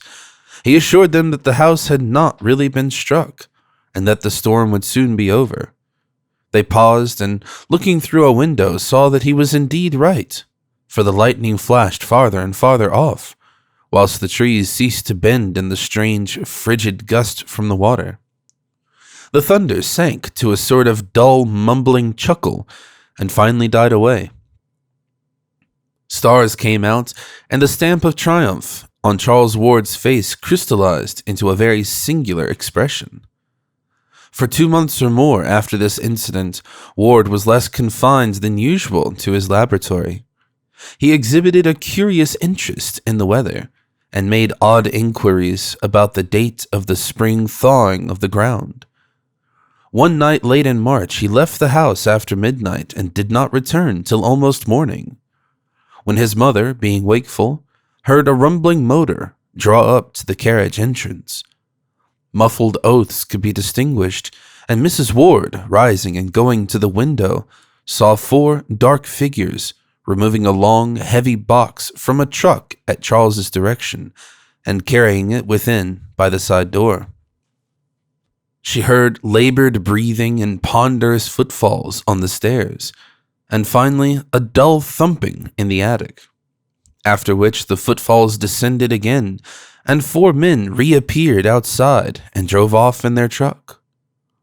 The next day, Charles resumed his strict attic seclusion, drawing down the dark shades of his laboratory windows and appearing to be working on some metal substance. He would open the door to no one and steadfastly refused all proffered food. About noon, a wrenching sound followed by a terrible cry and a fall were heard. But when Mrs. Ward rapped at the door, her son at length answered faintly and told her that nothing had gone amiss. The hideous and indescribable stench now welling out was absolutely harmless and unfortunately necessary. Solitude was the one prime essential, and he would appear later for dinner. That afternoon, after the conclusion of some odd hissing sounds which came from behind the locked portal, he did finally appear, wearing an extremely haggard aspect and forbidding anyone to enter the laboratory upon any pretext. This indeed proved the beginning of a new policy of secrecy, for never afterward was any other person permitted to visit either the mysterious garret workroom or the adjacent storeroom which he cleaned out, furnished roughly, and added to his inviolably private domain as a sleeping apartment. Here he lived with books brought up from his library beneath, till the time he purchased the Pawtuxet bungalow and moved to it all his scientific effects. In the evening, Charles secured the paper before the rest of the family and damaged part of it through an apparent accident. Later on, Dr. Willett, having fixed the date from statements by various members of the household, looked up an intact copy of the journal office and found that in the destroyed section the following small item had occurred. Nocturnal diggers surprised in North Burial Ground. Robert Hart, night watchman at the North Burial Ground, this morning discovered a party of several men with a motor truck in the oldest part of the cemetery, but apparently frightened them off before they had accomplished whatever their object may have been. The discovery took place at about 4 o'clock, when Hart's attention was attracted by the sound of a motor outside his shelter. Investigating, he saw a large truck on the main drive several rods away, but could not reach it before the sound of his feet on the gravel had revealed his approach. The men hastily placed a large box in the truck and drove away toward the street before they could be overtaken. And since no known grave was disturbed, Hart believes that this box was an object which they wished to bury. The diggers must have been at work for a long while before detection, for Hart found an enormous hole dug at a considerable distance back from the roadway in the lot of a masa field, where most of the old stones have long ago disappeared. The hole, a place as large and as deep as a grave, was empty and did not coincide with any interment mentioned in the cemetery records. Sergeant Riley of the 2nd Station viewed the spot and gave the opinion that the hole was dug by bootleggers rather gruesomely and ingeniously, seeking a safe cache for liquor in a place not likely to be disturbed. In reply to questions, Hart said he thought the escaping truck had headed up Rochambeau Avenue, though he could not be sure. During the next few days, Ward was seldom seen by his family. Having added sleeping quarters to his attic realm, he kept closely to himself there, ordering food brought to the door and not taking it in until after the servant had gone away. The droning of monotonous formula and the chanting of bizarre rhythms recurred at intervals, while at other times occasional listeners could detect the sound of tinkling glass, hissing chemicals, running water, or roaring gas flames. Odors of the most unplaceable quality, wholly unlike anything before noted, hung at times around the door, and the air of tension observable in the young recluse whenever he did venture briefly forth was such as to excite the keenest speculation.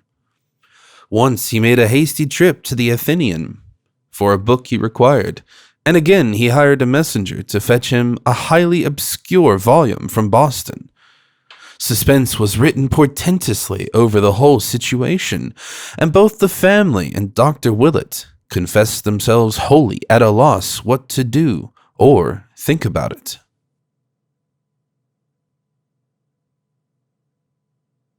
Part 3, Section 6. Then, on the 15th of April, a strange development occurred. While nothing appeared to grow different in kind, there was certainly a very terrible difference in degree, and Dr. Willett somehow attaches great significance to the change. The day was Good Friday, a circumstance of which the servants made much, but which others quite naturally dismiss as an irrelevant coincidence. Late in the afternoon, young Ward began repeating a certain formula in a singularly loud voice, at the same time burning some substance so pungent that its fumes escaped over the entire house. The formula was so plainly audible in the hall outside the locked door that Mrs. Ward could not help memorizing it as she waited and listened anxiously, and later on she was able to write it down at Dr. Willett's request. It ran as follows, and experts have told Dr. Willett that its very close analog can be found in the mystic writings of Eliphas Levi, that cryptic soul who crept through a crack in the forbidden door and glimpsed the frightful vistas in the void beyond. Per Adonai Elohim, Adonai Jehovah, Adonai Sabaoth, Metraton on Aglamaton, Verbum Pythonicum Mysterium Salamandre, Conventus Silvorum, Antra Nomerum, Demonia Coeli Gad, Almusen, Gibor, Jehoshua, Evam, Zariatnamit, Vini. This had been going on for 2 hours without change or intermission, when over all the neighborhood a pandemoniac howling of dogs set in.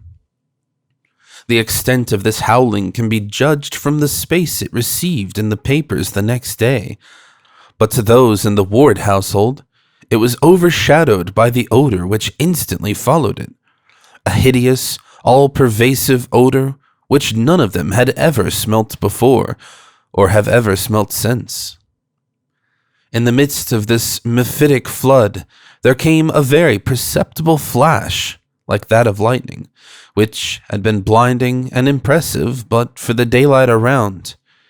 And then was heard the voice that no listener can ever forget because of its thunderous remoteness, its incredible depth, and its eldritch dissimilarity to Charles Ward's voice.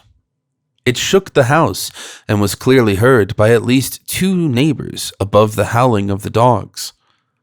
Mrs. Ward, who had been listening in despair outside her son's locked laboratory, shivered as she recognized its hellish import. For Charles had told her of its evil fame in dark books, and of the manner in which it had thundered according to Finner letters, above the doomed Pawtuxet farmhouse on the night of Joseph Curwen's annihilation. There was no mistaking that nightmare phrase, for Charles had described it too vividly in the old days, when he had talked frankly of his Curwen investigations. And yet, it was only this fragment of an archaic and forgotten language. Dies mies jeshet boane doesef duvema enitmas. Close upon this thundering, there came a momentary darkening of the daylight, though sunset was still an hour distant, and then a puff of added odor, different from the first, but equally unknown and intolerable. Charles was chanting again, and now his mother could hear syllables that sounded like Ye Nash, Yog Sathoth, He Igeb, Fi Throdog, ending in a Ya, whose maniacal force mounted in an ear-splitting crescendo. A second later, all previous memories were effaced by the wailing scream which burst out with frantic explosiveness and gradually changed form to a paroxysm of diabolic and hysterical laughter. Mrs. Ward, with the mingled fear and blind courage of maternity, advanced and knocked affrightedly at the concealing panels, but obtained no sign of recognition.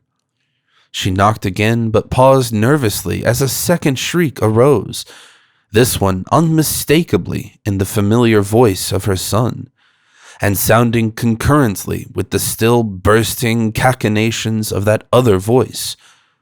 Presently she fainted, although she is still unable to recall the precise and immediate cause. Memory sometimes makes merciful deletions.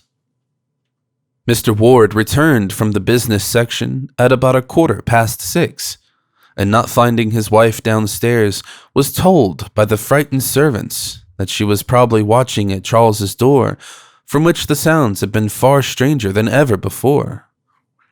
Mounting the stairs at once, he saw Mrs. Ward stretched at full length on the floor of the corridor outside the laboratory, and realizing that she had fainted, hastened to fetch a glass of water from a set bowl in a neighboring alcove.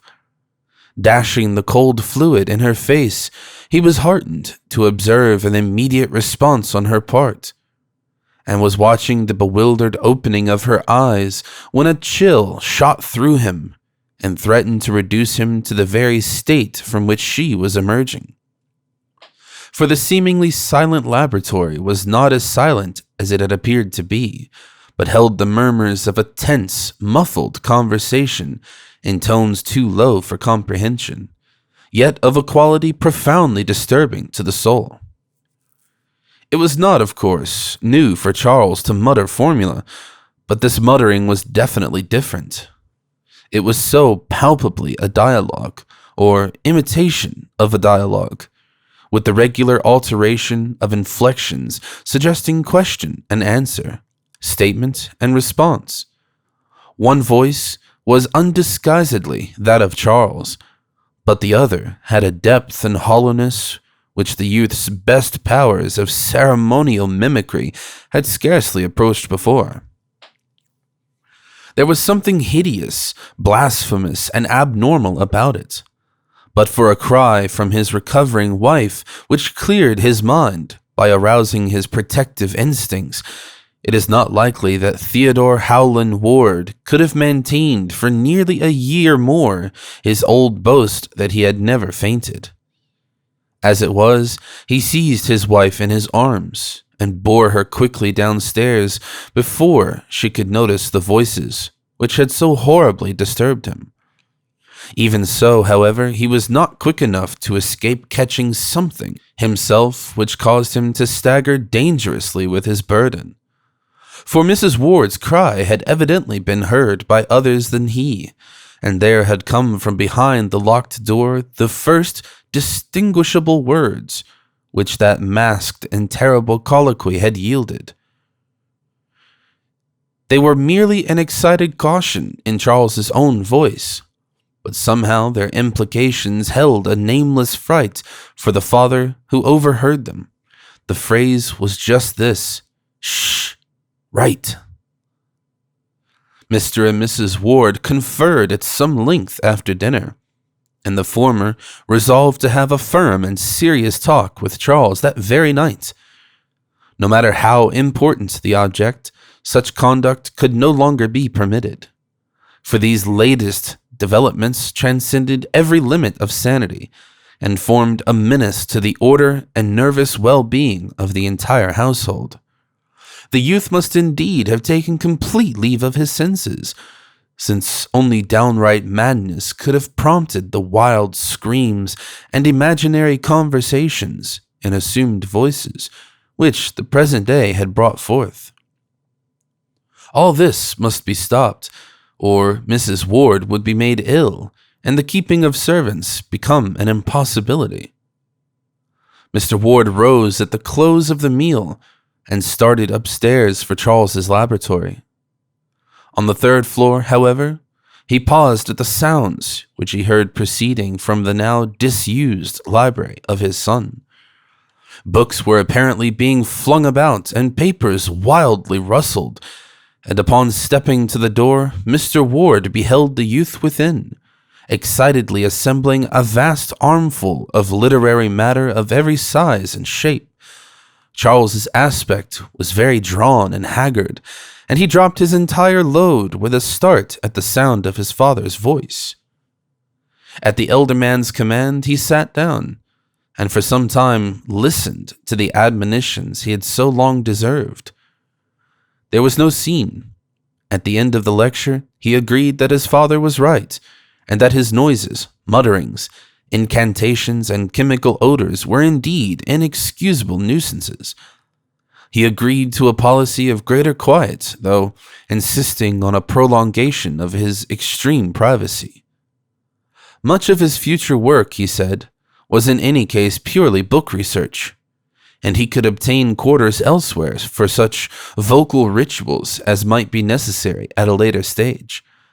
For the fright and fainting of his mother, he expressed the keenest contrition, and explained that the conversation later heard was part of an elaborate symbolism designed to create a certain mental atmosphere. His use of abstruse technical terms somewhat bewildered Mr. Ward, but the parting impression was one of undeniable sanity and poise, despite a mysterious tension of the utmost gravity. The interview was really quite inconclusive, and as Charles picked up his armful and left the room, Mr. Ward hardly knew what to make of the entire business. It was as mysterious as the death of poor old Nig, whose stiffening form had been found an hour before in the basement, with staring eyes and fear-distorted mouth. Driven by some vague detective instinct, the bewildered parent now glanced curiously at the vacant shelves to see what his son had taken up to the attic. The youth's library was plainly and rigidly classified, so that one might tell at a glance the books, or at least the kind of books, which had been withdrawn. On this occasion, Mr. Ward was astonished to find that nothing of the occult or the antiquarian, beyond what had previously removed, was missing. These new withdrawals were all modern items, histories, scientific treatises, geographies, manuals of literature, philosophic works, and certain contemporary newspapers and magazines.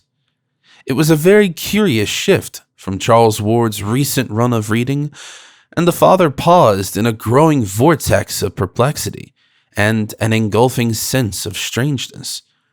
The strangeness was a very poignant sensation, and almost clawed at his chest as he strove to see just what was wrong around him. Something was indeed wrong, and tangibly as well as spiritually so. Ever since he had been in this room, he had known something was amiss, and at last it dawned upon him what it was. On the north wall rose still the ancient carved overmantel from the house in Olney Court, but to the cracked and precariously restored oils of the large Curwen portrait, disaster had come. Time and unequal heating had done their work at last, and at some time since the room's last cleaning the worst had happened, peeling clear of the wood, curling tighter and tighter, and finally crumbling into small bits with what must have been malignly silent suddenness. The portrait of Joseph Curwen had resigned forever its starting surveillance of the youth it so strangely resembled, and now lay scattered on the floor as a thin coating of fine bluish-gray dust.